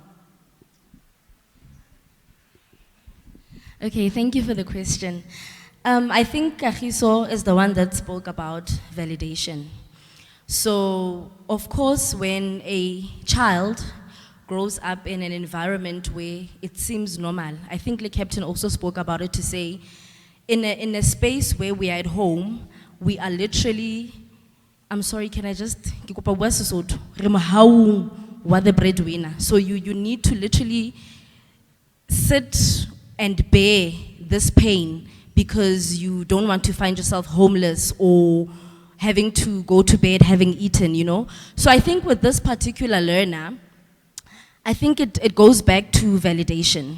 Or in her mind, she's created some sort of idea of that being love. She thinks that this boy loves her by doing what he's doing to her. So it could be her seeing it as normal, even though it's not, because one, either she feels, I really love this person, and for whatever reason, she just does not want to leave him alone, you know? So he could be giving her money, he could be buying her data, because it's a high school relationship. I don't want to say he supports her, but it could be he buys her lunch, he buys her airtime, he buys her data. So she's enjoying those kind of benefits, and she feels, if I leave this person, then I lose that. Or it could be, if I break up with this particular person and I move on with Mduduzi, then I'm now dragging Mduduzi into my mess, which means now we are both going to be abused. You know, so I don't know if I've answered her question. I think her question is centered more around, and it's related also to the question that the gentleman raised about how to deal with a case when the victim is not ready to report or deal with it themselves. And so it almost sounds like we are judgmental of the person who is in those shoes. But also, how do we balance it out between supporting and also just being a little stern, right? You could have a friend, for example, in my world, you could have a friend that you support through an abusive relationship, but at some point, now as the supporter, you get fatigue. I don't know if there's supporters fatigue or if that's a thing. And so how do we bridge that gap, Captain? Thank you very much. Let me just say something on this one. To me, I don't know the incident. I don't know the person who's affected. But it comes across as a person who is exposed to this from where they come from. She may be staying with a mother who experiences the same and deals with it by not doing anything about it. And she may have thought, oh, my mother has mastered the art. My father would beat my mother, and my mother would keep quiet about it. So this is the way to deal with it. Mind you, they learn by observing. Then now, he is now the secondary victim now. He's the victim now in her own space. He learned from home. You don't report when you are dealing with this. And my mother is my best teacher. You understand? So it's, you are correct. It starts from where we come from. You know, what we see in the school is a manifestation of what prevails in our households. I thought I should just say something about that. Then abuse. The responsibility lies in the shoulders of a teacher. The teacher has, it is legislated that when there is abuse, it is the responsibility of the teacher to report abuse to the police, not the victim. It's either the teacher or the principal. But the responsibility lies with the teacher. Do you feel empowered to do that, Teacher Tando? Do you feel empowered to do that as a teacher, to take things or report cases that happen in your classroom and feel that out to the police? Yes and no. Because we have, in schools, we do have the SAPS, like there's a particular officer that is allocated to a school or to our schools, and we also do have social workers, right? So personally, I could be wrong, but personally I feel you cannot help someone that does not want to be helped. You know, I could speak to a particular officer that is stationed or that is placed in our school to say, look, I've got a learner going through 1, 2, 3, 4, 5, and eventually I feel like the officer will need to speak to the person, and if she feels, I don't want to talk about it, then I feel like to some extent, Linna, my efforts, Yeah, you know. Let's get the next round of questions. And I wonder, and I'll hand you the mic since you're sitting close to me, Captain. In that case, let's say she reports the case and the victim, you know, says, no, I don't want to take it up further. what then is done. And can I just caution that we just stay away from like specific cases, as I don't want to further, victimize people who may be compromised already. But hypothetically, if Teacher Tando has already reported it, the victim is not willing to speak out or get the perpetrator apprehended, iphelela laphi case? In the chain of command, the teacher is primarily the teacher is expected to create an awareness, to report the case. Then when the case has been reported, we don't respond directly. We get the information. We activate Department of Social Development. That's the protocol. They get involved because they've got the expertise. They've got the social workers, they've got psychiatrists, they've got the expertise to now approach the child. So we just get information, get the case reported, but we don't deal with the case yet because the teacher and the police official are not trained, as he may have said. But the DSD, they've got expertise. Then they're the one that they will approach the affected learner in consultation with the parent, because the parent has a way of speaking to their children. Then when they have covered that ground, that is only when now they involved us to say, okay, there's cooperation now. Let us now deal with this statement. And we don't, it's not on the normal police official at the police station. We've got a unit that is specializing with these cases. So we activate them. Because even from within SAPS, there are those that are specializing, that are trained only to deal with such cases. We only activate them. Guys, we've got your case. Then they go and attend to that case because they've got this expertise. And why do we do that? Until the child finds themselves in a victim-friendly facility, they are not yet ready to talk. In a classroom, in a classroom or in the staff room, that environment is not conducive for a child to speak. You see, because they know what is happening in those environments. So the child will be placed in the victim-friendly facility where they will feel free to express themselves in front of people with the skills. Thank you very much. I'll hand you the mic just now. Just want to get more thoughts from the audience. Keep the hashtag going on social media, hashtag Asifuni. You can also stream us on YouTube on the Agape Youth Movement, page on YouTube, or channel on YouTube. Stream us there and share that widely. Your question, comment? Good morning. I am Matlala Tinyiko from Kibla Park Secondary School. I am a junior commissioner from Mondo Police Station, together here with my team. Right now, so I'd like to first give a solution, which is something that was the question that was asked. So most students do not report, right, because they do not feel comfortable. So in a way, to make them feel comfortable, we could implement peer-to-peer. So what we do is that we have school talks with schools. So we have reached even more than 10 schools within the Mondio district. So we have talks with them regarding issues that we feel that they contribute to this violence. And it is more relatable hearing your peer talking about a specific thing, and we also encourage them to report. And it is successful, trust me, because they interact and they sit down and take in the information. Now, the question that I have is that if you're faced with a case whereby you are trying to inform and educate, however, there is a specific, or let me say learners, that just refuse to take in the information because of a particular belief or stereotype that they have. Now, how do you break that strong mindset if they are disputing whatever you are saying strongly so?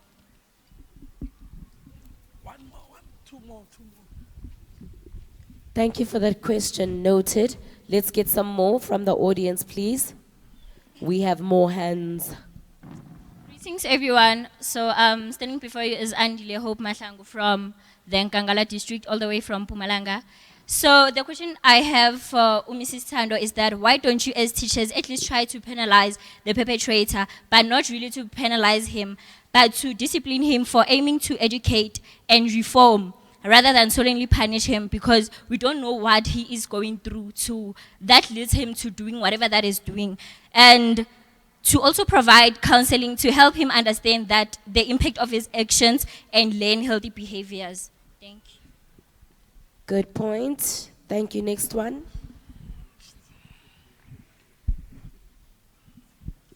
As a girl What child, is- I'm no longer feeling safe. The society we are living in is more like pain. The fear, the stress of not knowing what could happen to you each and every time you step out the door. Good morning, ladies and gentlemen. My name is Angel Kumalo, the Junior Commissioner from Western District. So my question is, what do we do when a student comes forward to say, I live under abuse, my mother is being abused, and I'm also being abused. But then we are scared to report the issue because my father is notorious. We are scared that if we report him, we might end up dead or even injured. What do we do? What act do we take to help them? Thank you for that. I think we can take some more, yeah. Okay. Hi, I'm Nonhle Ngube, a learner on Jeugland's RCL group. So this is more a question for the RCL on the RCL panel. Which tools are we equipped with to be able to show compassion, inclusion, and support to victims post-violence, I want to emphasize, because there will now be a stigma attached to them for being known as a victim that could cause shame and embarrassment, especially in a high school environment where there are certain social hierarchies, where they might be no more included in their social group because they're like, oh no, this happened to you and such. So how can we as RCL not reintroduce them to the environment, but again, show them compassion and that we stand with them? Let's try get some more. I'm noting your questions and comments. Hello, leaders. My name is Ruben Mutwawi. I have a question here. We know that GBV is not only for boys and girls or male or females.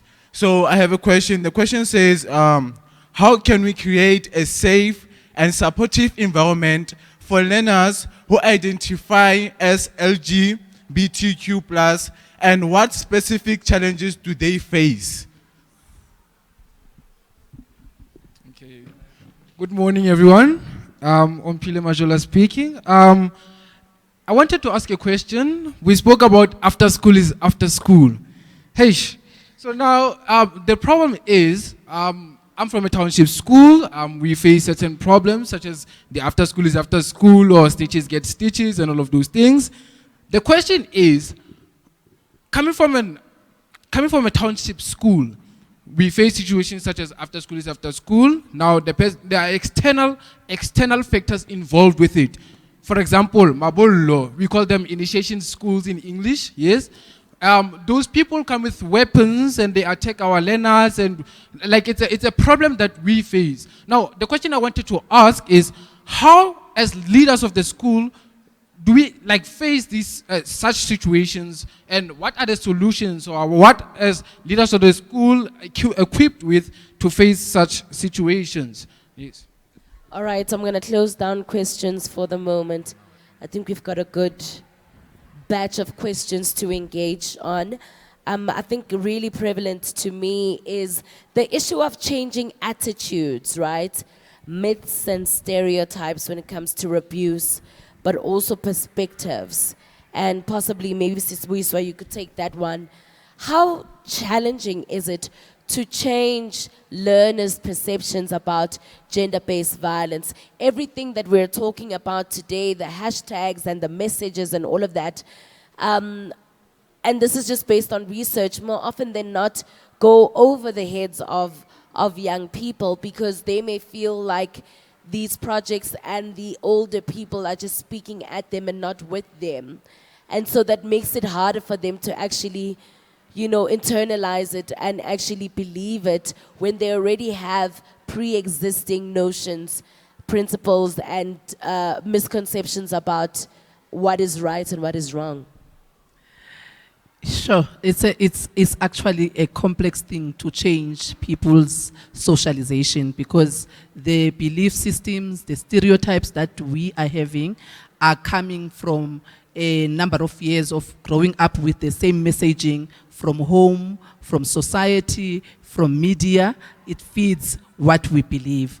However, if we try and tailor-make messages that are on an ongoing basis, not once-off programs, because once-off programs, you are not going to change a person. But if we try and structure these programs in such a manner that the messaging is ongoing, is continuous, and it builds on the knowledge that they are getting from school. I think here we need, as the people who are facilitating the extracurricular programs, also understand what is the messaging that is in the curriculum. But we need to also take it further outside the school in terms of changing those environments.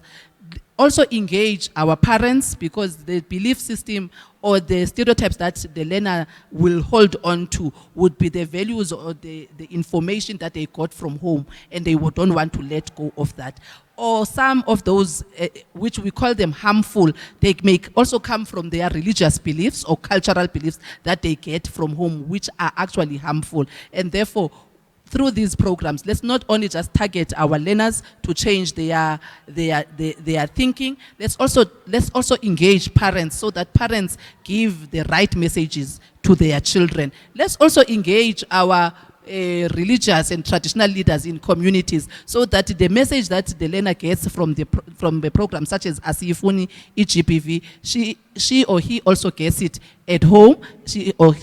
They also get it if they go to church or if they are in their community space. How do we do that when the very parents, some parents are also victims of gender-based violence? Or even the same people that you may talk about, our religious leaders and men of the cloth, who are the very same people who are abusing girls in our communities. It almost feels like it's this vicious cycle and there is no solution. And I'm not saying, let's just throw the bathwater out of the thingy, but it's just, it almost feels like we fighting a battle and there is no end in sight. Thank you very much. I think for me, taking a cue from what you have just said, I think for me, maybe let us go slowly, because this is a serious problem and it seemingly is bigger than all of us for now. For me, my interest is in the teacher. How do we know if a teacher is not a victim and the perpetrator in their own right? It is with the police officer that reacts to a situation when there is a call. How do we know if the person that is reacting in a beautiful blue uniform, if he's not a perpetrator nor a victim? The parent. Yeah. You see, if we can arrest it at that level, to say those that have close contact with our learners, how do we screen them? To check, because there will be bias. They will throw away the law and use their bias to address issues. Hence, we are not winning the battle. So I'm only, that is why I say their role should be more of an oversight than support. To say, are you fit for duty as a teacher? Because it starts there. Because you find that there are statistics at that level as well. Now, they will just shoot at their wives and kill everybody in the house, but they are the custodian of this domestic violence. How do we ensure that those that are involved in this are not perpetrators nor victims? Because their biases will influence how they deal with the issue, so that we can be able to cap the scourge. Then we can take a step further. But those that have got close contact with our learners, may we have systems in place to at least screen them and check if our children are safe in their hands. There was also an important point that was raised about handling, and I think it's related to your point, how to handle domestic violence in the home, where, a learner might be saying, okay, well, this is my situation at home, maybe my dad is beating up my mother, and then they come with all of that to school, right? And it affects learning and thriving within this environment, and so that affects you as well, Teacher Tando. So how do we then deal with something like that? I think it's more for you because because you know it may come to them as the learners, right? But ingaphezu kwabo as well, because it almost feels like it's a domestic issue. That domestic issue is spilling over into schooling as well. Yeah, that is why I say all we are expected to do as police officers as well as teachers, report somewhere so that it can be attended to. There will be people that even if it ends in the court of law, it's still okay. The court of law will apply itself and see how best they can assist everybody that is affected. Because even the perpetrator, they may also come across as victim of some domestic violence that may have prevailed, yes, you see. So let us create an awareness and let us deal with issues than not to report issues. Now, I just promote the reporting of issues. Let us come out and say, but there is a problem there. If you see in that scenario, even the parent will come and be defensive. You expect them to assist. Then they'll say, why? Why do you expose my child? Take my child back to the classroom because of what they know about themselves as well. You understand? So, but social workers and psychologists and those, they must be able to pick up from everything. Okay, there's also a problem here. Intervention must also take place. Yeah. Also important intervention that I need your thoughts on to our student leaders here on the podium is the issue of the LGBTIQ plus community. You know, obviously with social media, people are open now about their sexuality. It's conversations that are happening, whereas back then they were happening, you know, behind closed doors, right? People are coming out of the closet as it were. But, you know, have you been faced with those type of issues, and how did you deal with them? For me personally, we didn't quite try to go into that direction, but I think it then put you in a position where you try to redefine GBV as the violence against one personal gender identity. That I'm a man, you abuse me because I acknowledge myself as a man. You abuse me because I acknowledge myself as a woman. So for me personally, it's not a matter that we try to engage on, but we see it every day. There's stereotypes, there's all those bad-mouthing, and it goes back to bullying. But I also want to answer some of the questions which was raised, some of the questions that were raised by our student leaders there to say, how do we address this issue?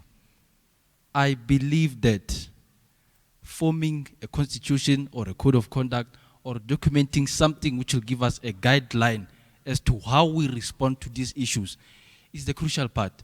As we speak at my school level, we are trying to develop an anti-bullying policy. It's related to this. It's going to give us a clear direction as what do we do at school when an individual is exposed to bullying? What measures do we follow? Written in black and white. So that's what I think we as RCL leaders can do for now. Yeah.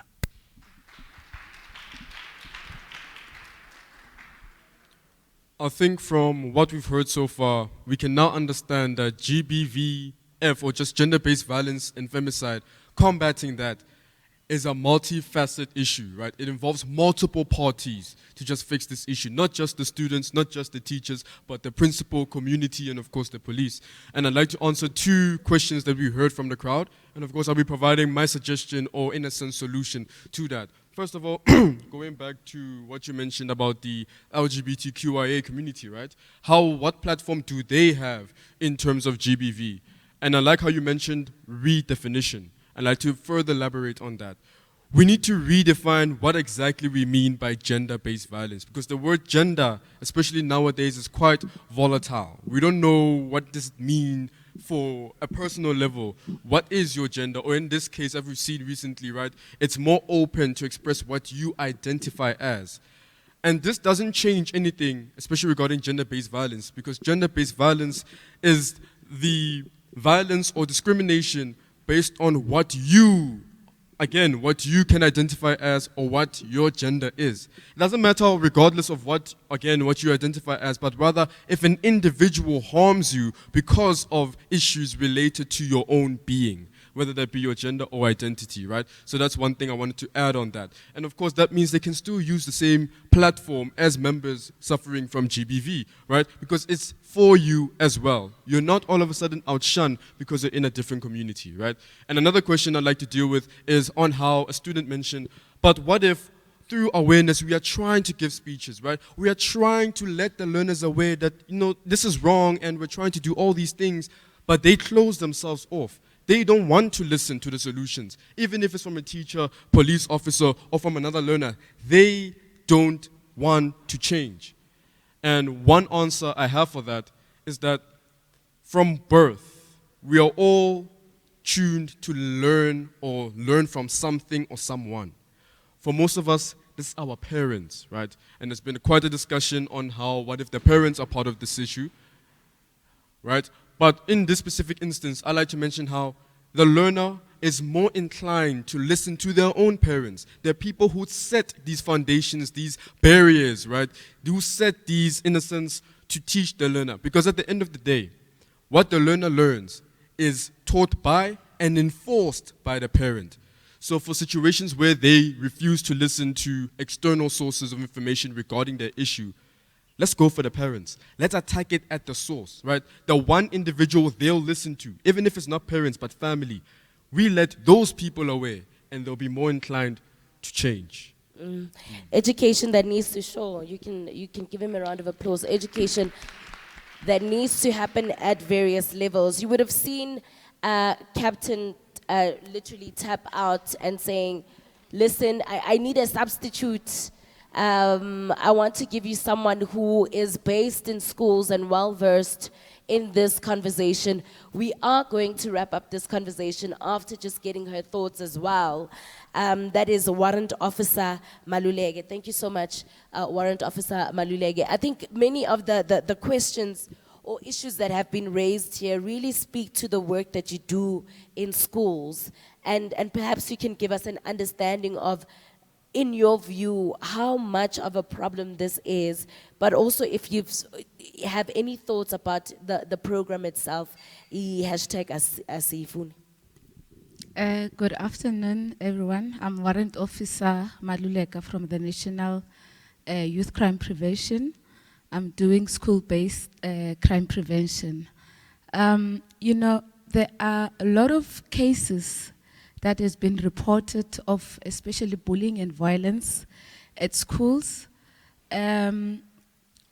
Also on that, I just want also to tap more on GBV because the topic is GBV. It comes to our attention, the police officials, only once it is reported. It's something that is happening in the school's yard, in the school class, that we as police officers, you won't see us patrolling around the school and the classes. Only if once it's been reported and it gets into our attention. I'm saying so because of, they like to say the police are doing nothing. We'll do nothing if it's not being reported. And number two, we want to have more reporting so that we can do something. But the people that can report, it's the learners or the teachers. We once had a case in the Western Cape where there was violence at schools and it was on all over social media. We went as the police officers and other stakeholders to go to the school to make an intervention.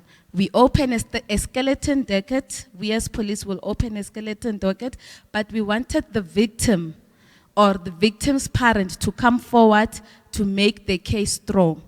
But the case didn't pass when it comes to NPA because there was no a person, there was no a victim who's reporting that to make the case strong.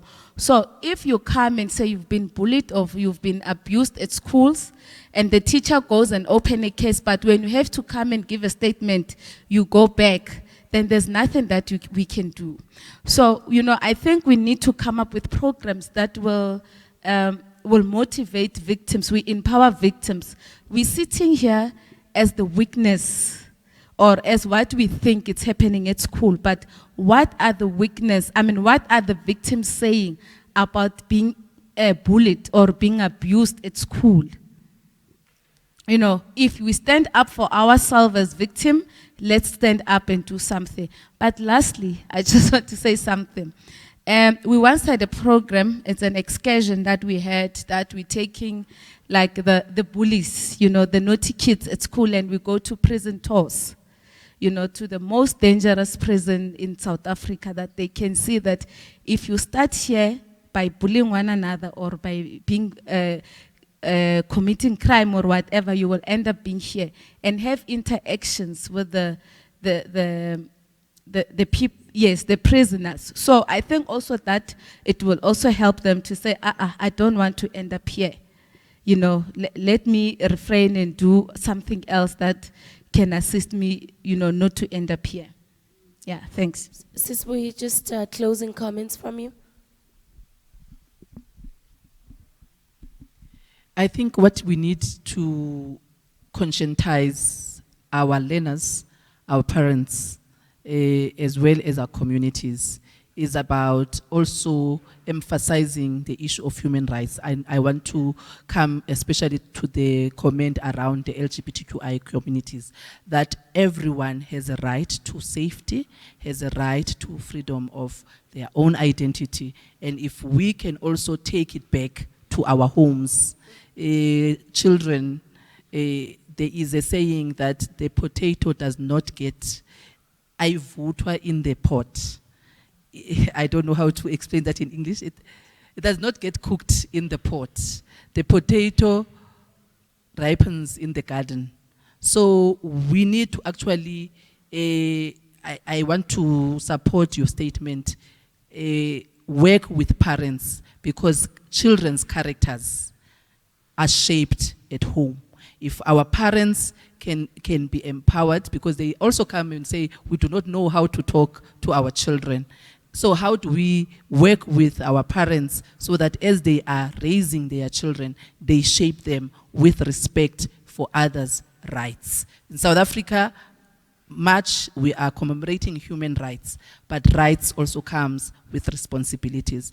In schools, let us I think the Department of Basic Education has sufficient guidelines and policies that are in place in terms of making sure that schools are safe. But the home must be where we can also go back to ensure that our learners or our children are shaped right.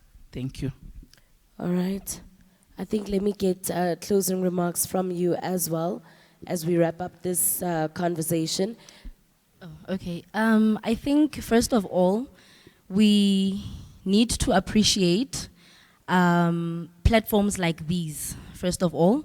And we also need to appreciate initiatives or programs such as the Agape Youth Movement, because, look, if it were not for this kind of setup, we were not going to be able to go back to schools and implement the strategies or the solutions that have came up today or in last year or whenever we've met Agape, right?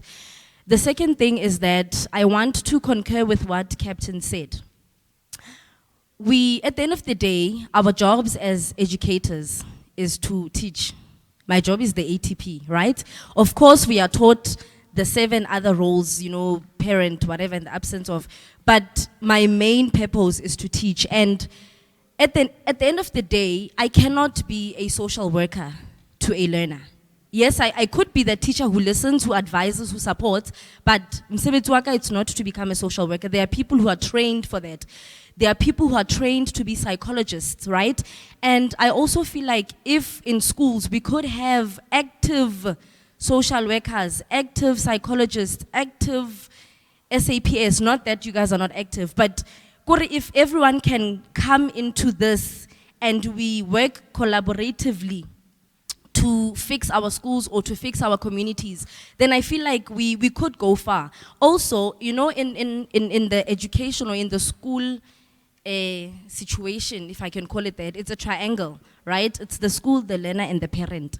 But right now, it's always learner, school, learner, school. The parents are absent. So we also need to find a way to involve these parents because, like we've all mentioned, it boils down to the parents or at home because charity does begin at home. So I feel like if we can all just somehow come together and fight this GBV, I feel like we are moving in the right direction. Thank you. And thank you so much for that, teacher. I mean, I think what I'm hearing from everybody, it's a resounding vote for support and collaboration. And so I'd like to thank, you know, the two of you for really being present in your own worlds, right? One in school, one in advocacy and education, for doing the work that needs to be done, and that is educating people and keeping that flag flying, but also to the students as well, for representing your constituencies and also really sharing your thoughts. Sisi Nawa, thank you so much for your time. Warrant Officer Maluleke. Yes, Maluleke, for joining us and stepping in and saying, look, let me share my thoughts. I am going to wrap this part of the program because we need to be on an online call with Mpho Bunze, who is from the office of the Deputy Minister, Steve Letsike's office. So let's just hear their thoughts on the program itself, but also plans going forward. Oh, is he here? Oh, there we go. Thank you so much. So, yeah, I think just to round it up, thank you so much for your time. We really appreciate it. Also asking the man from Agape Youth Movement to be on set. As straight after that, he will giving us an address as well. Thank you, Program Director, representatives from the Department of Education, the GIZ, Agape Youth Movement, and other esteemed partners, educators, parents, learners, and all young leaders in attendance, distinguished guests, ladies and gentlemen. As introduced, my name is Mpho Bunze. I am the Deputy Director in the Office of the Deputy Minister responsible for youth, women, and persons with disabilities. Let me first start by sending the Minister's heartfelt apologies for not making it today. One would know that this is Cabinet Week, where members of the executive are engaging, answering questions related to a number of cabinet matters. The Deputy Minister would have loved to come and address you, alternatively, join virtually to address you. Why was this important for her? Deputy Minister is one person who is very passionate about issues of young people, but in particular, young leaders that are actively participating in the livelihood of their fellow peers and learners. So please do receive her apologies. She does send a commitment to say she is with you and she supports your work. I will share some extracts on her message of the day that I believe would have been key for this platform. This campaign is more significant as we celebrate the Human Rights Month, as one of the means of reaffirming human rights provided for by the Constitution of the Republic of South Africa. We must not cease to raise awareness of GBV as a human rights violation act, regardless of where it is taking place. Human rights are needed to protect and preserve every individual's humanity in order to ensure that they live a long life of dignity and a life that has inherent worth of humanity. She expresses her personal commitment and commitment of our democratic government in upholding the human rights obligation of all. Hence, she unreservedly supports the launch of this innovation or innovative initiative, Asifuni initiative.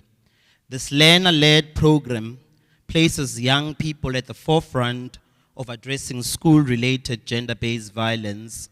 And as one of the participants rightly indicated, we need to see gender-based violence beyond just happening between a man and a woman.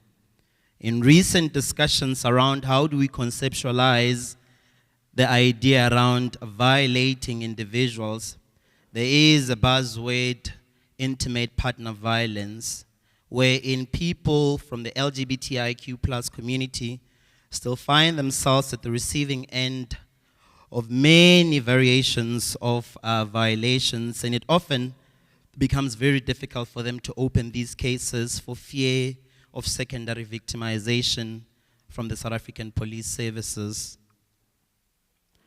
She commends the efforts of Agape Youth Movement, a youth-led organization committed to equipping young people with leadership skills to address pressing societal challenges. Agape Youth Movement has conceptualized the two-pronged approach of one, building future leaders for South Africa, and secondly, creating spaces for current youth leaders to actively tackle social ills like gender-based violence as well as inequalities. In South Africa, gender-based violence is defined as a general term used to capture violence that occurs as a result of the normative role expectations associated with gender, associated with the sex assigned to a person at birth, and also associated with unequal power relations between the genders within societal context. Therefore, gender-based violence involves physical, verbal, emotional, psychological, abuse, neglect, exploitation, coercion, economic or educational deprivation, sexual or threats of such acts, whether occurring in public or private life, in peacetime, during armed or other forms of conflict. We have seen in war areas or in wartime where women and children often find themselves at the receiving end of violation and abuse. The Q2 crime statistics of 2024 revealed the terrible violence perpetrated against women and children in our society. While violent crimes have decreased overall between July and September in 2024, crimes against women and children continue to increase, often in their homes. It is also reported that learners also are and do not feel safe in educational facilities. I would implore you to go to the recently released crime statistics, which will paint a very scary picture about where crime happens, where violation happens, and you'd be surprised that most of it happens in spaces where we're supposed to feel safe, our educational institutions such as our schools. Of the 106 rapes that occurred on the premises of schools, universities, colleges, or daycare facilities, 90 of the victims were learners and 6 were students. There were 13 cases of murder, 24 of attempted murder, and 318 assault GBH cases perpetrated at educational facilities. The Department of Women, Youth and Persons with Disabilities welcomed the hashtag Asifuni initiative by the Department of Basic Education, led by the students, facilitated by Agape Youth Movement. As we take our war against GBV through the Asifuni initiative, a learner-led program that places youth at the forefront of addressing school-related GBV, we are aligning our efforts with implementation of the National Strategic Plan on Gender-Based Violence and Femicide. One would have heard of the NSP on GBVH, an important document that guides each and every one of us as sectors, as individuals, on how to confront issues of GBV.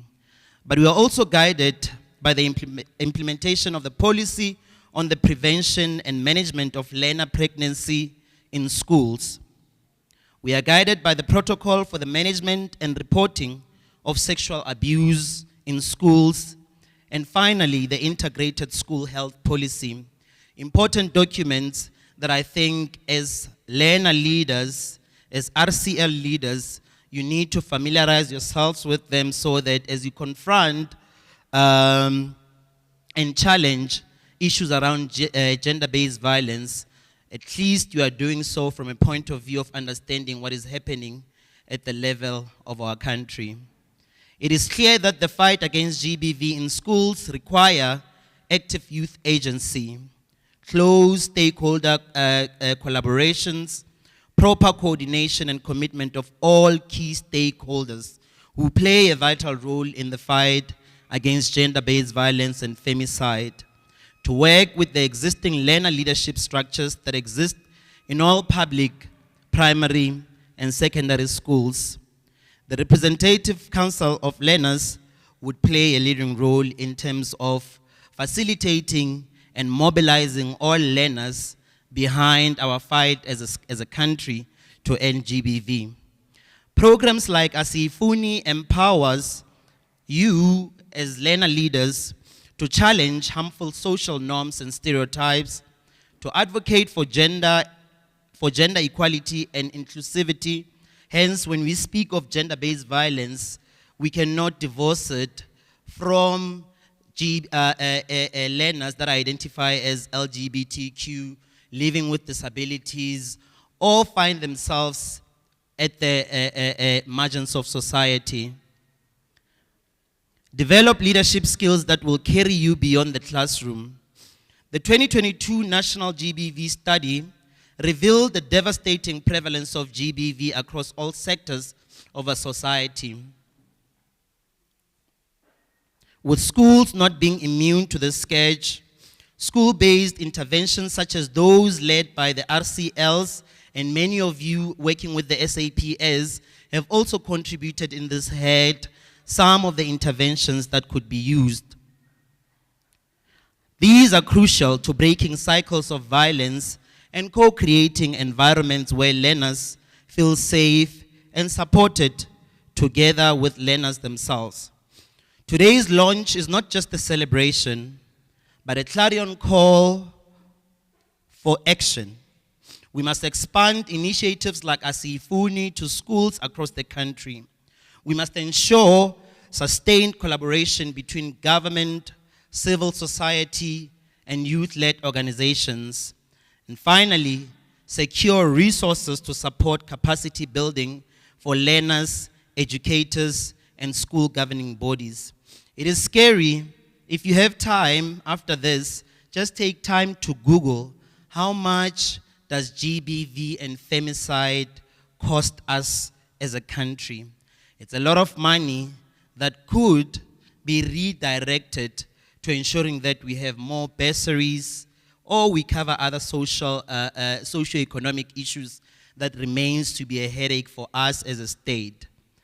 The Deputy Minister would like to say to everyone, as we continue with the 365 Days of Activism campaign, let us remain steadfast and resolute in our commitment to eradicating gender-based violence and femicide. Let today mark a turning point in our collective journey towards building a South Africa where every learner can thrive without fear.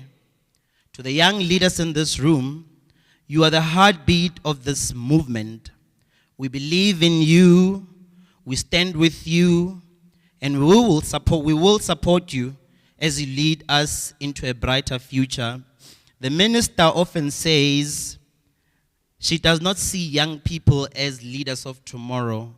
Rather, she sees you as leaders of today, because whatever that will happen in future will be decided by yourselves. So take ownership of Asifuni, make it part and parcel of your everyday life. It does not help that Asifuni is going to be confined in the walls of our schools. We need to carry it even beyond the confines of the school. I always say, as an individual, I chill a lot as a gay identifying young man. I often chill with straight guys. I'm gonna speak your language now. I often chill with straight guys, and I think I have over time, consciously and unconsciously, become a voice for everyone. It has never happened where a group of young men, or how old, no matter how old they are, would violate a woman in my presence, would violate a person living with disabilities in my presence, would violate an LGBTQ individual in my presence. If that still happens in the company that you keep, you must know that it is time to change your company.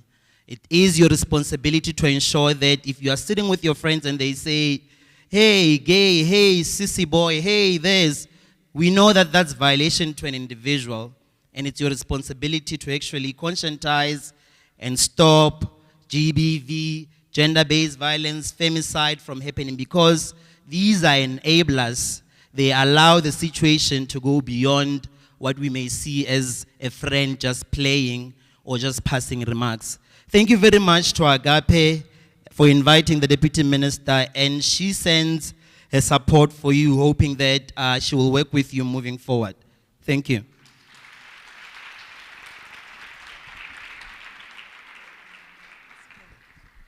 That is what I call speaking from the heart, just compelling young people to look within and be the change that they want to see in their own world. Thank you so much for that. That was Mpho Bunse coming from the Office of the Deputy Minister. Another message of support as we round up our conversation will be from Usisi Ntongolozi Bembe from the National Education Collaboration Trust. All set and ready to go for us. We really appreciate the many sponsors and partners who are here today, because this day wouldn't be possible without you guys. Thank you. Thank you, Program Director. And thank you to the departments that convened us today. I would like to shout out to Agape Youth Movement. My heart is close to them. This is an organization that I do a lot of learner and youth leadership program with. So me being here is not by chance.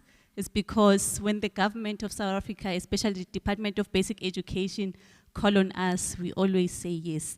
So thank you so much to all the partners. And we know that we would have loved to have the both deputy ministers. We know that they are on a country duty, and we appreciate that they've sent representatives who honored this invite. And to my right, the learners, you know that the work that we do is because we want to see you succeed. We really appreciate you.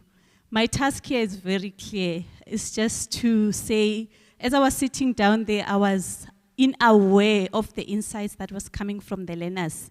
The time for us to sit in our econ condition offices and discuss learner leadership or learner initiatives without the learners has come to pass. You have proven that.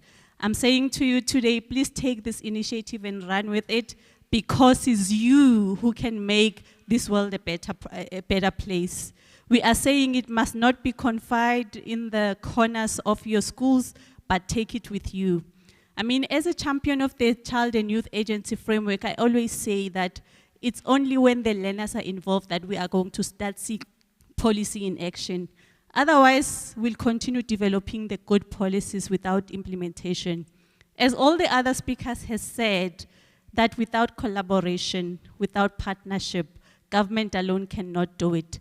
This issue is a societal issue, and it needs all of us to put our hands together. I am saying take this initiative as ambassadors, run with it. It must not only end in your schools, encourage people in your homes, in your churches, and everywhere else. Agape, I am saying continue the good work. It's not only an organization, but it's a youth-led organization. I know in the other spaces we championing Ubuntu Youth Leaders Program. It talks about values, similar to what we are here for today. I am saying to you, I see the colleagues from GDE that we always collaborate with on RCL matters, on us training on other youth programs. To you sitting that side, you are so privileged, and I like the insights. I just wanted you to keep on talking and not us. I wanted us to listen. I mean, I want all the partners, your GIZ, your NECTs, your Agape, just to listen to you for once. I mean, ours is just to support what you are saying.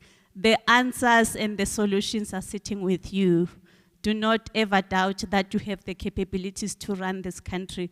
Thank you so much. Keep on, take it, run with it.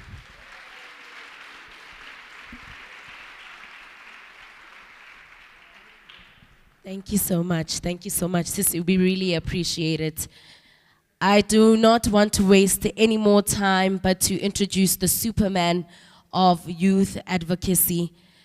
This podium might be a little too tall for him, but I run the risk of getting in trouble because he actually usually makes that joke. So I'm not too sure if I've been given authority and approval to actually do it before him. I know that's his icebreaker, but let's have a round of applause for the, is it director of Agape, right? That is Matetseba Letliane. Agape Dumela, Agape Dumela.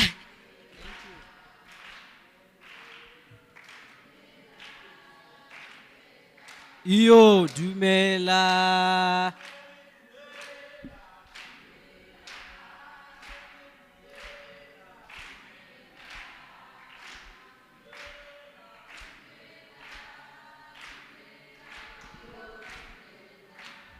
Thank you, Program Director, Sisbus. You called me. You took my joke. That's usually what I say when I send to podiums, that podiums, if it's taller, I'm not visible and people are like listening to the radio. Good afternoon, ladies and gentlemen, young men and women. My name is Matetsebale Wagatliane. I'm privileged to be the managing director at Agape Youth Movement, a youth-led institution that supports government on innovative processes to enhance youth leadership experiences. We're very passionate about the work that we do because we know that we are products of RCLs.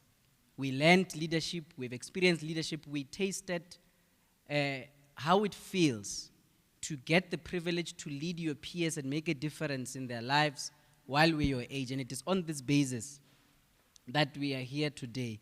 I would like to acknowledge the presence of the Office of the Deputy Minister, Steve Mapaseka Litsike, Deputy Minister and the Presidency responsible for women, youth, and persons with disability, represented here in flesh and blood by Mpo Bunzi. And the thing is, when I went to university, when I started studying at University of Johannesburg, when I arrived at UJ in Res, Mpo was my senior.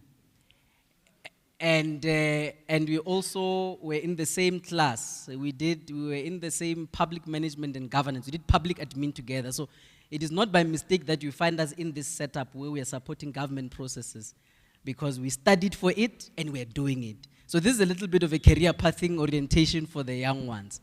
I appreciate your presence, Mpo, the acting deputy minister. I can see that being a deputy minister or being a minister, you know, tomorrow you will be the real minister here addressing us. Also, we studied together at UJ. I would like to acknowledge the presence of the GIZ PFP program led by Sis Grace Akinyi Alu. She can raise her hand. She's still going to give an address here. She's accompanied by Mambui Iswa and Mr. Daniel Dola. I acknowledge the Office of the National Department of Basic Education, led by Honorable Director Mr. Liko Botoman, Director responsible for social cohesion and equity in education. These are my parents, people that are always surrounding me. I acknowledge NECT, I acknowledge Gauteng Department of Education, I acknowledge the National Office of South African Police Service, I acknowledge the Provincial Gauteng South African Police Service, and I acknowledge the RCLs and the Junior Commissioners. I acknowledge Matthew Goniwe Leadership Institute, that is also one of the partners in the hall. I acknowledge the presence of the Mpumalanga Department of Education, led by the provincial coordinator, Mr. Tlatswayo, here with his learners and district coordinators. I hope I acknowledged everyone that needed to be acknowledged, because I'm the one that invited you, so I needed to acknowledge. Colleagues, my duty is to do two things. I want to also acknowledge the educators that brought the learners here. The ones that say their role is to teach and not to be social workers. We see you, social worker wannabes. My role is to do two things. My role is to just showcase what we have experienced, what we have learned while we're doing the hashtag Asifuni, and also to present how do we take it forward. As I've said, as Agape, we usually say we are innovators of youth leadership support. That is our motto. We are innovators of youth leadership support. And this hashtag Asifuni is Nguni for we don't want it. Asifuni leaders for GBV free schools. Hashtag, it's just to speak your language. This is a concept that's conceptualized by young people. South Africa gave the world a blueprint of youth agency through what we've seen in this country in 1976. So if there's a country that needs to champion the leadership of young people on matters that concern them, in South Africa, young people in 1976 were fighting issues of policy. There was a policy issue that they had to stand and fight it. So it's quite surprising that today we have learners that are learner leaders and there are issues in their schools, but they're not standing up to fight them. And this initiative is just to support. We are not building you to be leaders. You're already leaders. You're already doing programs in your schools. But we're saying these are some of the things we could do here to strengthen. So the hashtag Asifuni is basically that. It is a joint initiative of the primary owner of this initiative is the RCL. It sits within the Department of Basic Education, implemented and facilitated by Agape Youth Movement, supported by the German Development Corporation's Partnerships for Prevention of Violence Against Women and Girls in Southern Africa. This program is one of the programs that GIZ is implementing in SADC on issues of GBV prevention. And when they came to us in South Africa, they said, South Africa, what do you want to do on issues of GBV? We said, we want to target young people and get them to be the leaders. So in other SADC countries, when you go there, you find traditional leaders, you find women leading interventions, but it is in South Africa, we, the custodians of youth development, that we are the ones. So this initiative is a SADC initiative. Can you please clap hands for this initiative? It's not a Mpumalanga Gauteng initiative. It's a regional SADC initiative that goes beyond South Africa, and we thank GIZ for that initiative implemented by Agape. So I'm just going to go through some of the things that we've asked quite a number of learners after we've participated in this program, those that participated. We've done 2 provinces as a pilot. We've done, in these 2 provinces, we've done 6 districts. In Mpumalanga, we've done the Itlanzeni district, Gertsibande district, in Nkangala district, Gauteng, we've done the Tshwane North district, Johannesburg South district, and Sidibeng East district. And in each district, we pulled learners that were sitting at the RCL at the district level. We orientate them. We give them knowledge materials. They go back into their schools and they activate their peers on this topic. Phase 1 was the activation workshop. Phase 2 was the in-school implementation of programs. And phase 3 is this intergenerational dialogue where we're coming to share the experiences. And these are some of the responses that the participants say. These are responses from learners, educators, and parents. Let's go. So if you are a learner leader, Do you now know better how to play a role in preventing, reporting, and managing cases of sexual harassment, school-related GBV, and violation of sexual reproductive health and rights in schools? They say 46% of them say somewhat well. They know how now they can play their role in preventing. 48% say very well. And it's only that small fractions say not well and no change at all. But you can see the overwhelming response of those that have went through this program that say we are now better equipped to play our role in preventing as learners. Let's go to the next slide. We asked the learners a question: do you recognize the connection between sexual reproductive health and rights education or orientation and GBV prevention, and understand how improving access to sexual reproductive health and rights services and education reduce the risk of gender-based violence? 64% of them say very well. Can you please clap hands for that?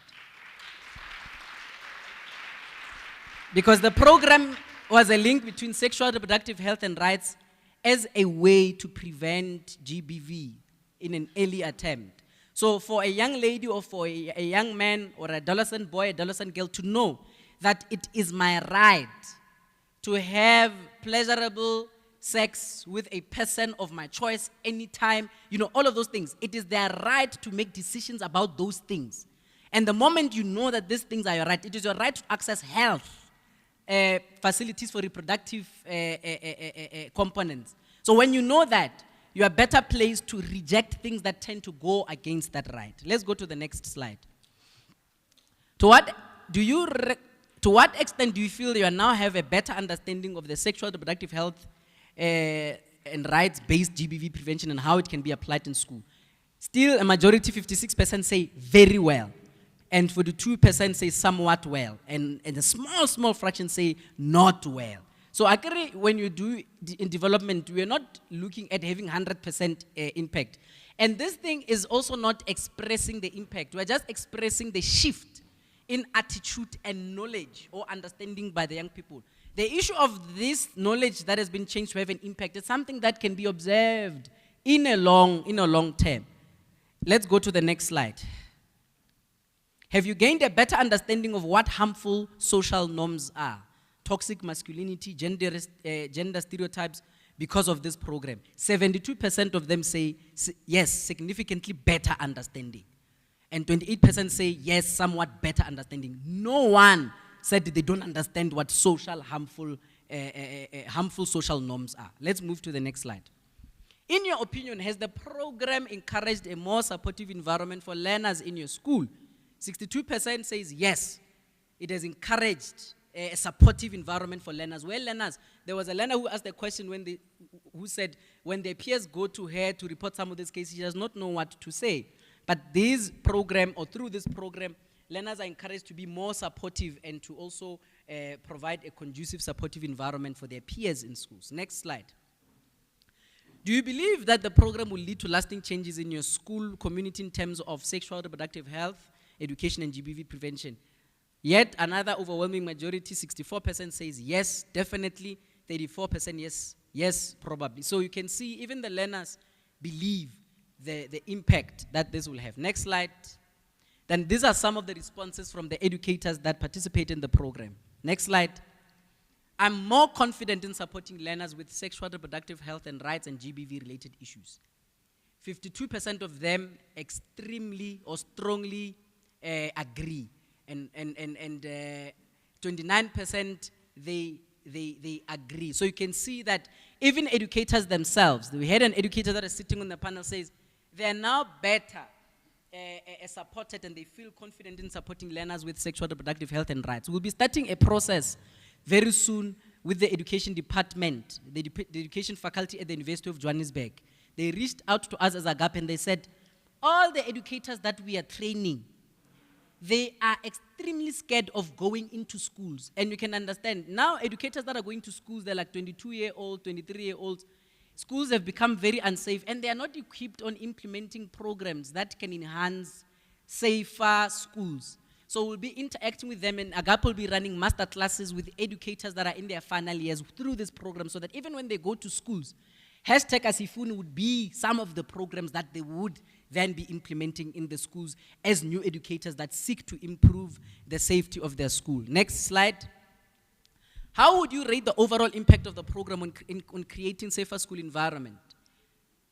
Somewhat positive, 47%, very positive, 41%, and neutral, it's 11%. So you can see the change in how educators perceive. Let's go to the next slide. We have, I think, 1 or 2 responses from the parents that we got to ask questions about the program. Let's go. Since the workshop campaign, do you feel more confident in discussing sexual reproductive health and rights and GBV prevention with your child or children? Because I agree other parents don't have only one child. They have decided as adults that they're going to have more than one child. So that's why we put children there to cover them so they don't feel like they're being... So 100% of parents say they feel confident or more confident in discussing these issues with their children. Can you please clap hands for that? Because this program is also a whole school community.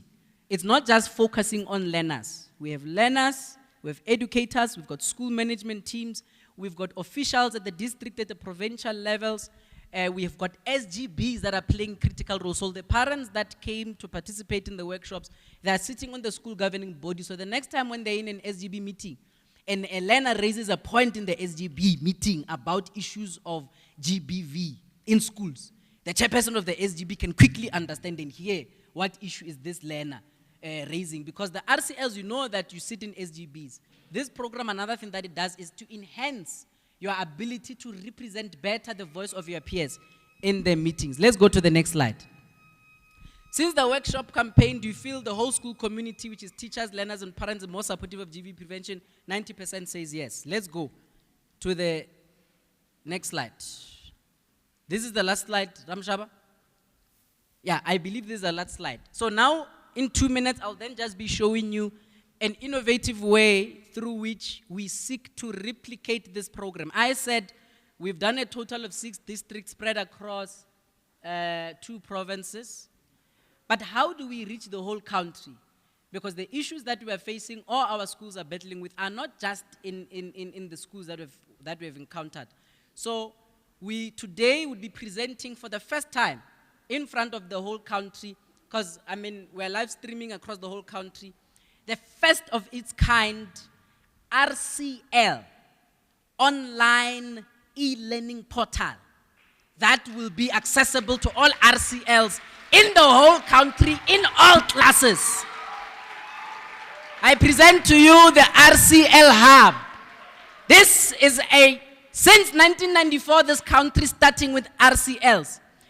We have never had a platform where a learner in grade 8 that has been democratically elected by her peers, where they can go and learn about RCL, where they can go and do a self-assessment, get a certificate of being in RCL and having done an activity. So it says there, welcome to the Representative Council of Learners RCL Hub.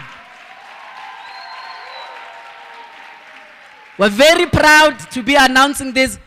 We are young leaders and we are supporting government with this innovative, because these parents of ours, when they're directors in DBE, when they come home, they're not even able to operate the DSTV remote. So it means that even at work, they must find us here with Abu Mpo, Abses Busi, helping them. So we are launching this thing. What would happen with this platform? Let's just go down.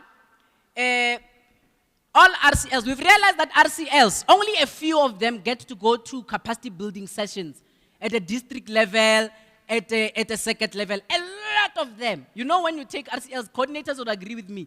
When you take RCLs for training, you only take the executive. What happened to all the 50 learners in the school that don't even know what an RCL is? You walk into a school, you go to a grade 9 learner who is a class rep, you ask, are you an RCL? The learner says no, the RCL is the executive. A basic definition of what an RCL is, because the RCL is the parliament of learners in a school, right? You heard that the deputy minister is sitting in parliament. That is a national parliament of all citizens of the country, but in a school there's a parliament of learners and it is the RCL. And this platform looks at capacity. Let's go down. You see the welcome message there. We have the welcome message from Minister Honorable Siviwe Karube. Let's go down. We have message from Deputy Minister Dr. Mam Makabure Jainam Haule. Let's go down. So then it shows you the RCL structure, how the RCL is formed. Let's go down, my brother. Then you have infographics that in a snapshot explain to you. Stop there. Step 1, you elect a class rep. Step 2, you establish the RCL in the school. Step 3, you elect the executive committee. Step 4, you delegate RCLs that will sit in the SGB. And step 5 is time for action, which is what we are doing. Right? You can clap hands. I can see you're itching to clap hands. Let's go down. So it also gives you a snapshot of the RCL structure. In the school, you have a president, a deputy president, secretary, and a deputy secretary, the teacher liaison officer. You see your role there. You see the treasurer. And there's also videos that will be that we're showcasing, that showcase the RCL activities. Those are some of the videos. Let's go to the page about RCL. When you are able to go. These learners, they are now in university, but they were in RCLs when you took these photos. And then one beautiful session is this, Mr. Kekan. You will no longer be harassed by the Gauteng Department of Education saying you must pay Beachwood Hotel to take 100 or 500 learners to workshops. You must just say, hey, there's an online capacity building website for all the RCLs. I just want my certificates to come to my office. So it is also helping government to use resources efficiently, because you no longer need to be getting learners to be sleeping in hotels for weeks when they're doing these programs. We have leadership. Let's go up. Okay, let's go down. I missed this. I think this thing was a touch screen. Let's go down. You also have handbooks. We've got the RCL handbook. We've also have the SRGBV handbook. This portal, we got the support and the seed funding to start this thing from the GIZ PFP program. Can we please clap hands for the GIZ? That is why on the portal you have a section for RCL content, and you've got section for school-related GBV. We are also going to have other partners. NECT is going to come there. They are going to add the content for Ubuntu. IEC, the Independent Electoral Commission in South Africa, is going to come there. They're going to add their content on democracy and elections. Moot Court, all the programs that Butliko are running in the department, we're going to have all of those things running there for the learners. After they do an RCL orientation, they then get orientated on all the other things. And then you get a certificate. So let's just see how the leadership lesson looks like. This is where you'll be going to do you can see those are the modules for now. Let's go down a bit. The RCL structure. Click on the RCL structure.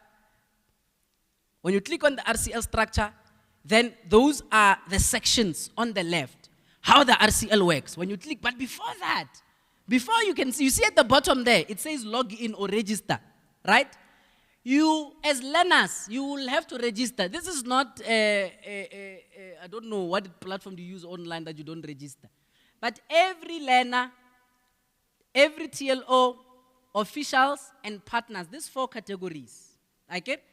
They will register on the platform. Officials, partners, and TLOs will register on the platform to get a view, Mr. Mutapu.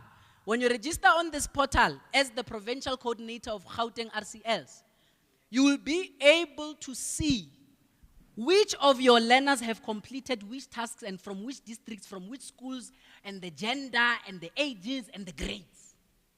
So it will be able to give us the back end. You will be able to call one district, Yakotswan North, and say, hey, your learners are not completing my tasks. So, but before, a learner would have to register, put all these things in. It is also a way to track alumni. Next year or after 2 years when you go to university, as RCLs, you need to go back to your schools and become alumni of these RCLs. So through this platform, we'll be able to speak with you, right? Let's go back to lessons. So this is a section for the RCL structure. Has got 2 modules now. Let's go back to lessons. There's a tab there for lessons. Under login on the left. No. Yes, there. You click on that one.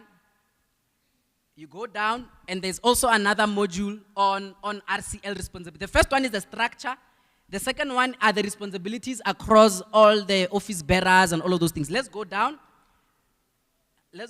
Now I'm just showing you the the content for school-related GBV that other partners will add on. And when there's more content that is added, we're going to add them here. This, colleagues, is just a way to try to innovate how we support. I will share a little bit of a story with you, Liko. When we started the contract with GIZ, we had a lot of money under a line item. You know what was the line item? Printing of handbooks. I deliberately made sure that there are no programs here. We must save the environment. No paper. Even if you come to the Agape office, it's just that GIZ recently sponsored us with a printer. But we didn't want a printer because we're a paperless organization. So there was a big budget to print manuals. And I asked the question and said, when we print manuals, we're going to print a limited amount of manuals. It's going to be money to distribute them across the schools. And if these manuals end up in learners that are not responsible, they're going to end up in the dustbin. And if there's a new content that needs to be added, it means we must print another round of manuals. No. Let's take this money that is meant to print. Let's direct it towards development of an online portal that all learners in the country can do it. Now, I'm going to go to my calculator in my closing remarks. Why am I going in my calculator? The country has about 6,200 high schools. This country, South Africa, has about 6,200 high schools, about. Every school has an average of about 45 RCLs. I'm going to take that 6,200 learners multiplied by 45 RCLs across all the schools. It gives me a total of 279,000 learners. So this platform is a way for us to say, we want to reach all the RCLs. Handbooks would not reach all these 270, now I'm sounding like our former president, 279, listen properly, 279,000 learners across the country. So this, in essence, we're just sharing. One, there's somewhat a change in attitude and knowledge with the learners that participate in the program. And then going forward, this is not the end. We have online platforms. There's a reason why we invited the Junior Commissioner program in here. I used to work for GIZ. While I was at GIZ, I was supporting the Junior Commissioner program. We are inviting the Junior Commissioner program because the Junior Commissioner programs are there at the station level, at the district or cluster level, at the provincial level, at the national level. They too will also be having the hashtag Asifuni as a program that they will implement. In fact, we're in contact with the Office of the Deputy Minister, Mampoli Bishiel, who's the Deputy Minister in SABS.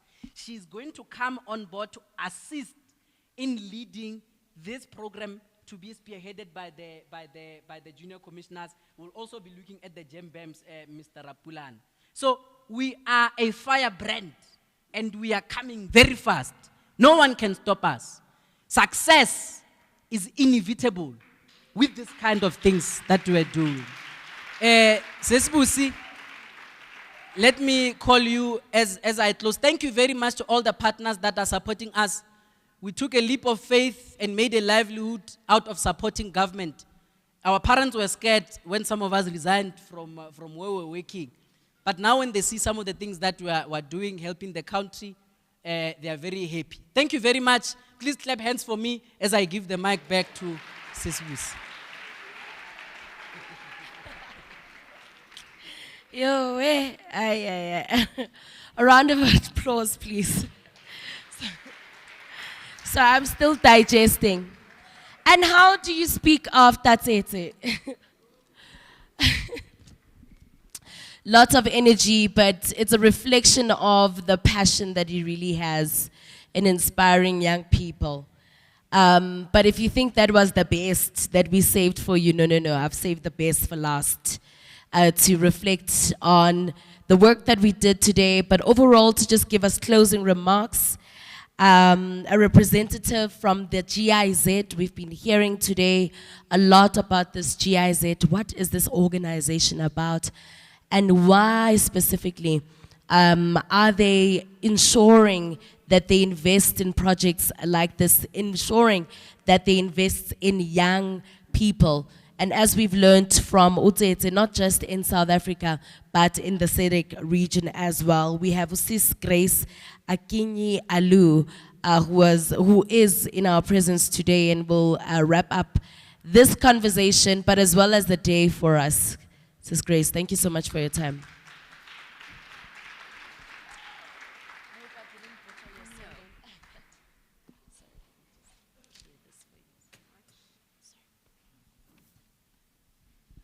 Good afternoon, everyone. I must admit that it is not an easy task to come after the presentations that we've had today. But I will try to represent, I will try to bring in my voice as well. So my name is Grace Alo. I am a representative of the German Development Cooperation, GIZ, a program called Partnerships for Prevention of Gender-Based Violence in Southern Africa. South Africa is one of the 5 countries in which the country implements, the project implements, in addition to being present at the SADC level with the SADC Gender Unit. Esteemed guest, I acknowledge the presence of the Office of the Deputy Minister, Ms. Mapetseka Steve-Letsike, from the Department of Women, Youth, and Persons with Disabilities, represented by the Deputy Director Mpo. I also acknowledge the presence of representatives from the Department of Basic Education, Honorable Director Liko, thank you very much. Senior officials of the Department of the Basic Education, Department of Women and Persons with Disabilities, South African Police, Gauteng Department, Mpumalanga Department of Education, development partners who are also perhaps online, school governing bodies, educators, representative council of learners and parents. It is with great pride and appreciation that I stand before you today in this very crucial intergenerational dialogue on prevention of gender-based violence and femicide. What an opportune moment as we commemorate the Human Rights Month globally. We are also looking forward to the International Women's Day celebrations. We join forces here to accelerate action. GIZ PFP in particular remains committed to partnering with key stakeholders to make our schools conducive and free of gender-based violence. I acknowledge and appreciate the never-ending, standing commitment of the Department of Basic Education. You have stood with this initiative through, from the very beginning, unwaveringly, and in support also of the partners that we collaborate with. It is my honor to acknowledge that the Department of Women, Youth and Persons with Disabilities, and as it was, I think, from one of the presenters also mentioned, this affirms the commitment of the South African government in fighting the scourge of gender-based violence. Similarly, and in the spirit of a multi-stakeholder approach in ending the scourge, which our president termed the second pandemic, I acknowledge the presence and participation, very active participation of the South African Police Service. Thank you, Captain, and your team.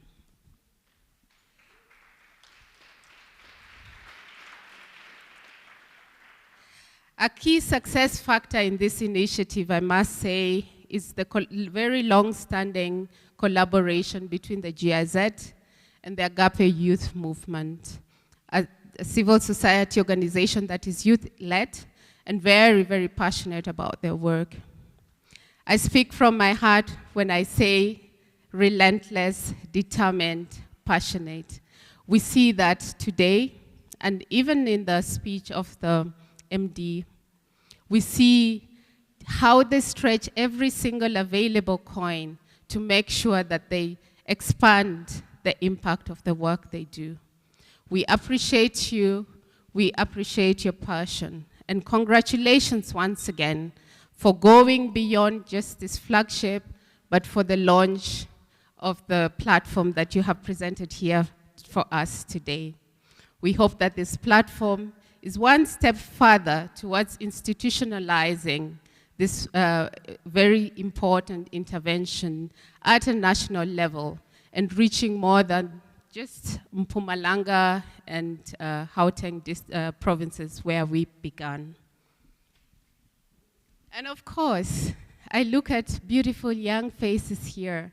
I had very, very strong convictions, determination, and bravery to speak out. Thank you for being here. Thank you for taking leadership, because as they say, or as you say, nothing about you without you. Continue to do the good work, doing the good work that you're doing. We do hear you, we see you, we appreciate you. Through your leadership, you are showing us that you're not just the future, you are the present, and your actions today plant seeds for a safer and more equitable tomorrow. Indeed, you are leaders of change, and we are incredibly proud of you.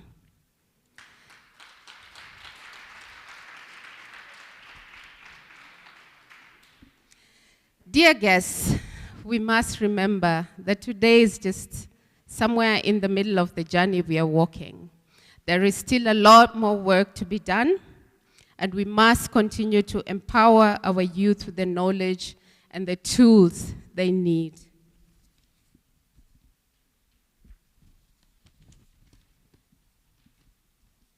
Educating our young people about their rights and equipping them to recognize the importance of respect, consent, and healthy relationships is fundamental to preventing violence.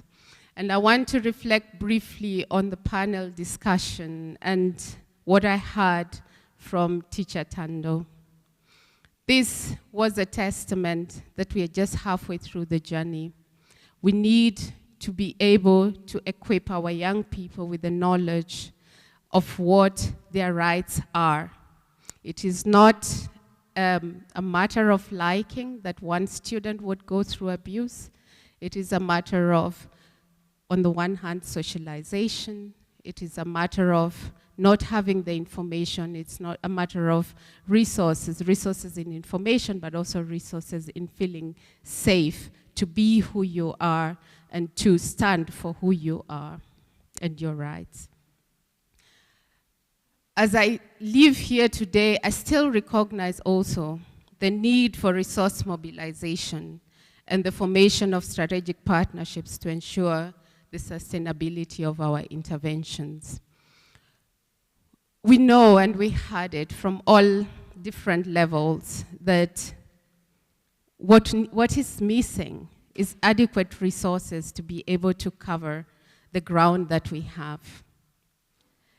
No single individual or organization can achieve this alone. It is only through collaboration across schools, across sectors, across governmental bodies, and the civil society that we can secure a lasting change. Let us remain committed to building these partnerships, pooling resources from all sectors of society to tackle gender-based violence and create lasting solutions. Let our resources drive the development agenda and priority of our young people. As we conclude today's event, let us leave here with renewed determination and commitment and a clear sense of purpose. The work is far from over, but together we have the strength, we have the resolve, we have the will to make a difference. Thank you all for your participation and your commitment to this critical cause. Let us continue to move forward hand in hand toward a future free from violence. Thank you so much.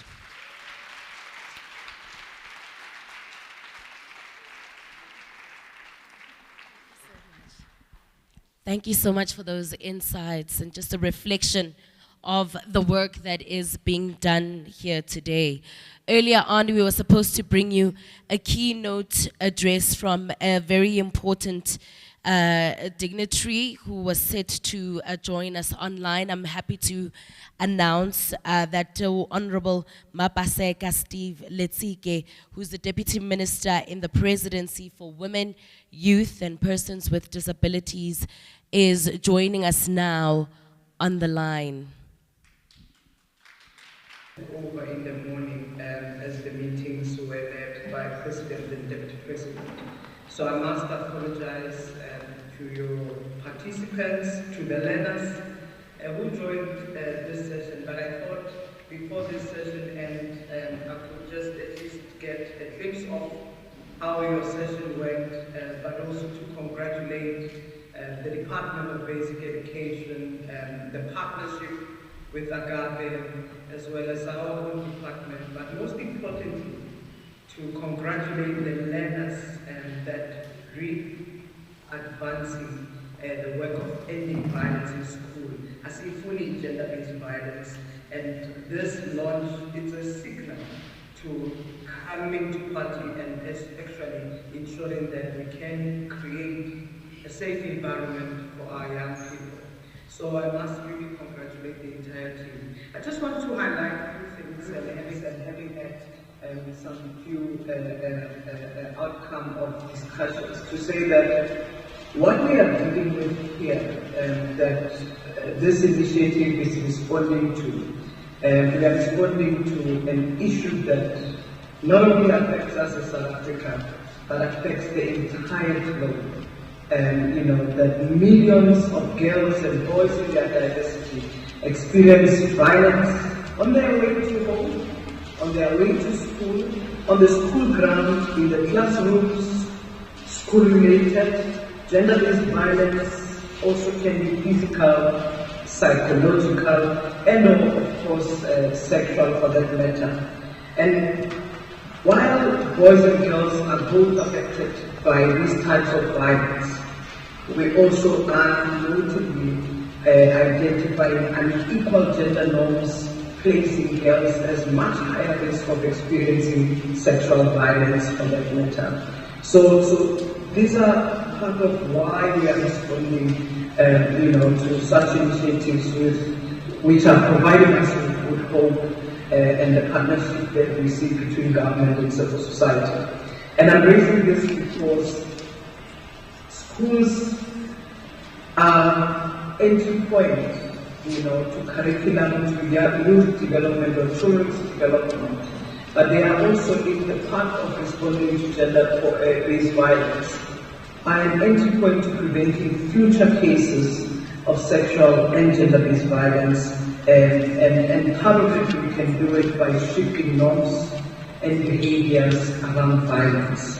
The idea here is to have a safe space to learn, and this initiative that is learner-led brings us closer to that of ending violence in and around schools for that matter. But I think what is key to this is that how do we identify some of the key types of school-related violence that indicates a potential entry point for change for that matter. But this includes violence perpetrated by teachers and school staff. We cannot ignore that.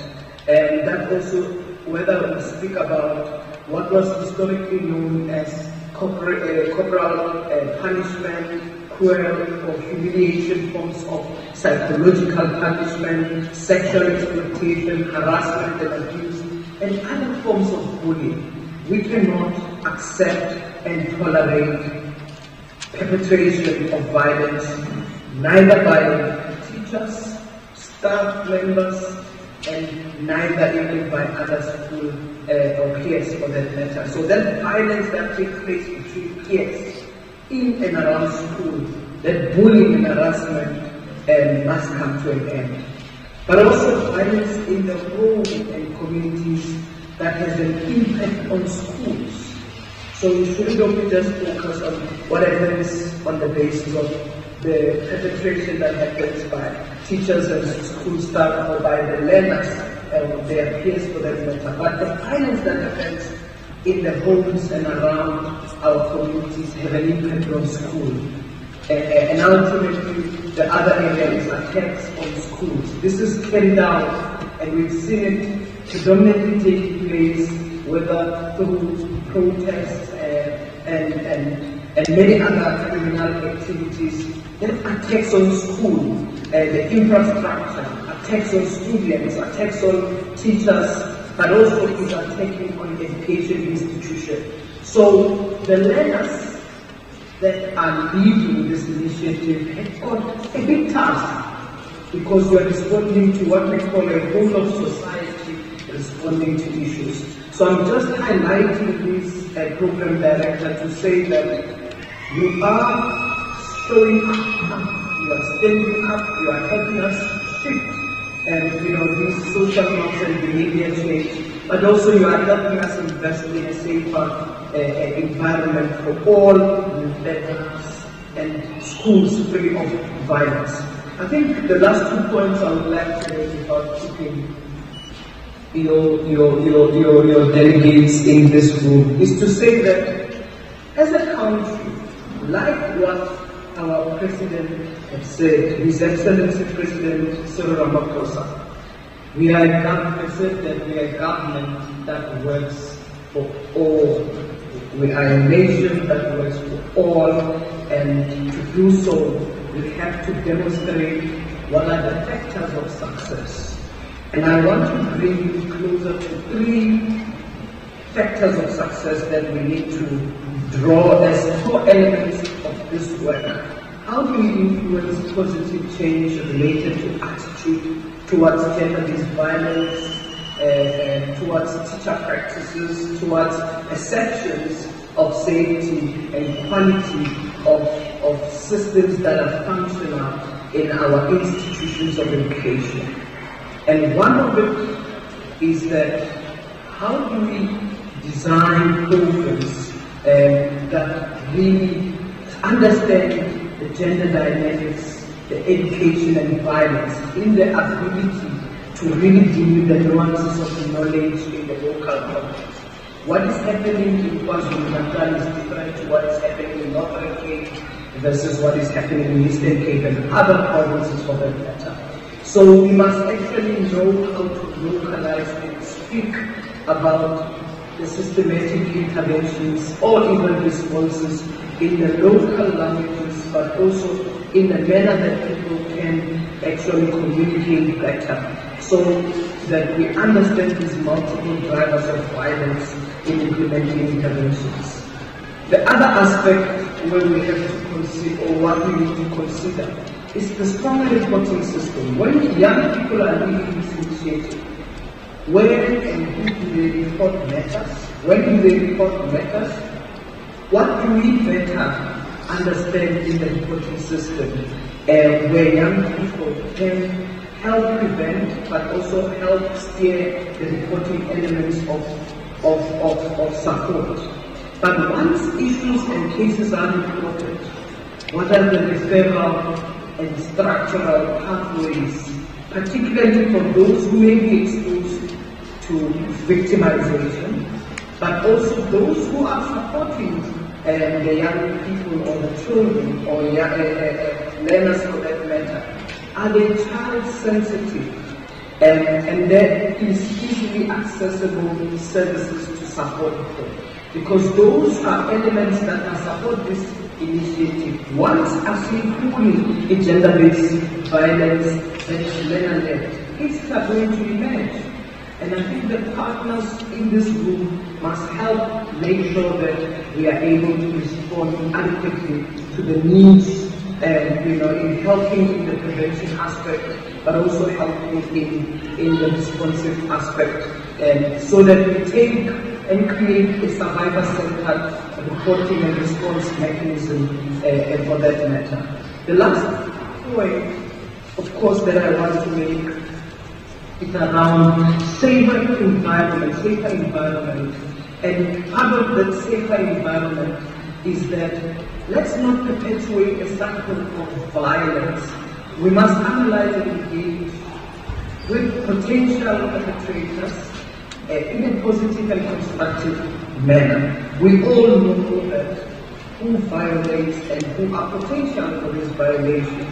So we need to make sure that our young people, our learners, are in a safe environment. And those who interact with them are not necessarily going to expose the young people to this vulnerability. What level of support that helps even the potential perpetrators so that the debt lineages happen? Also, second, what support to teachers and school management staff around methods of maintaining discipline? How do we support our teachers in helping maintain discipline? Plus, without using violence, without using verbal abuse, grounded in the context of a changing attitude. Because we may also perpetuate secondary levels of trauma or triggers for children.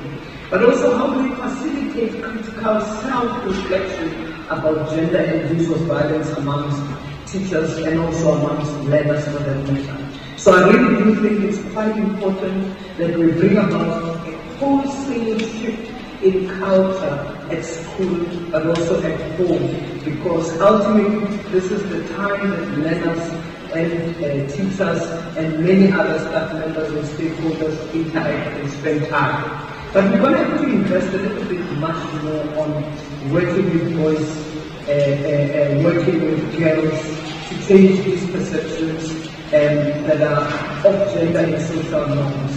That means that the learners themselves must be creative. Let's use spaces as clubs, girls clubs, boys clubs, to provide important forums that helps us to introduce activities that challenges negative notions of masculinity, femininity, but also helps us to interrogate gender norms, that helps us to build healthier relationships between boys and girls in terms of coexistence. That is possible. What skills do we need to help young people to thrive in their development? What is appropriate and what is also helping us in terms of respectful and allowing us to discuss in a respectful manner in this debate. But also the most important aspect is around inclusive participation, and that we must make sure that the inclusivity, the intersections, are also considered. Young people or learners with disability, learners who are from the LGBTI community, learners who are also coming and living with HIV, learners who may have been exposed to violation before, learners who come from different family setups, whether it's child in its household. I would like to, for us, on a learner-led initiative, make sure that we discuss inclusivity, participation, and reduce bullying amongst learners, address stigma and discrimination that is often a child-to-child experience. So I really do think we have an opportunity, and this aspect of work where we can support awareness and where we can success to bring about change in communities will take us a long way. So Program Director, I want to thank you. I want to thank the entire government representatives, civil society representatives, and even private sector who are here. So the work that has been done by Agape, which I celebrate, I was speaking to the managing director about it in terms of this work. The system that helps to empower young people, equip young people, will go a long way. Our department is responsible for women, youth, and persons with disability, and we have a clear interest on what happens in the development of a young person. We want young people who are healthy, young people who are happy, young people who are empowered, young people who have the best interest of their own country to thrive. We do not want young people who are not ready to take over and to grow this country and to better this country, but also to care for the nation, care for our families, and care for our environment. So we are saying big up to the learners. We say Asifuni in gender-based violence, but we are also saying that we are one in this nation. Let's make sure that South Africa, which is a beautiful country, thrives. And all of us can do about justice to them. So thank you to GIZ also for the support and to all the partners in helping us ending violence in schools. Let's take lessons, let's grow this movement, and let's make it work. Thank you so much.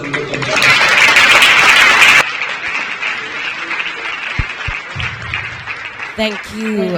A compelling address there that is given by the Honorable Mabaseka Steve Legitse, who is the Deputy Minister in the Presidency for Women, Youth, and Persons Living with Disabilities. I think, you know, every time I get an opportunity to hold a mic, I just say a little prayer to say, you know, can God guide me through the event and ensure the best, really, and that the event goes well. And I must say, I'm really proud of the learners who are present today, who have reflected on the challenges that they face on a daily basis. A round of applause to you guys for really representing your constituencies, your peers, people in your classrooms.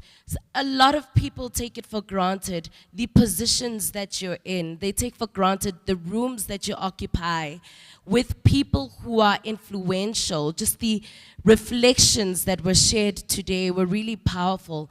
And so I can only hope, as a person who was an RCL leader as well, that you can take all of the lessons that you're getting, not only today, but your interactions with other people or in your line of duty as well throughout the year, that you absorb all the information that you get and that it empowers you not only for today, but really boosts you and sets you up for the career that is expecting you later in your adult life. So thank you so much for the opportunity, for listening to me. You've been an absolutely lovely audience.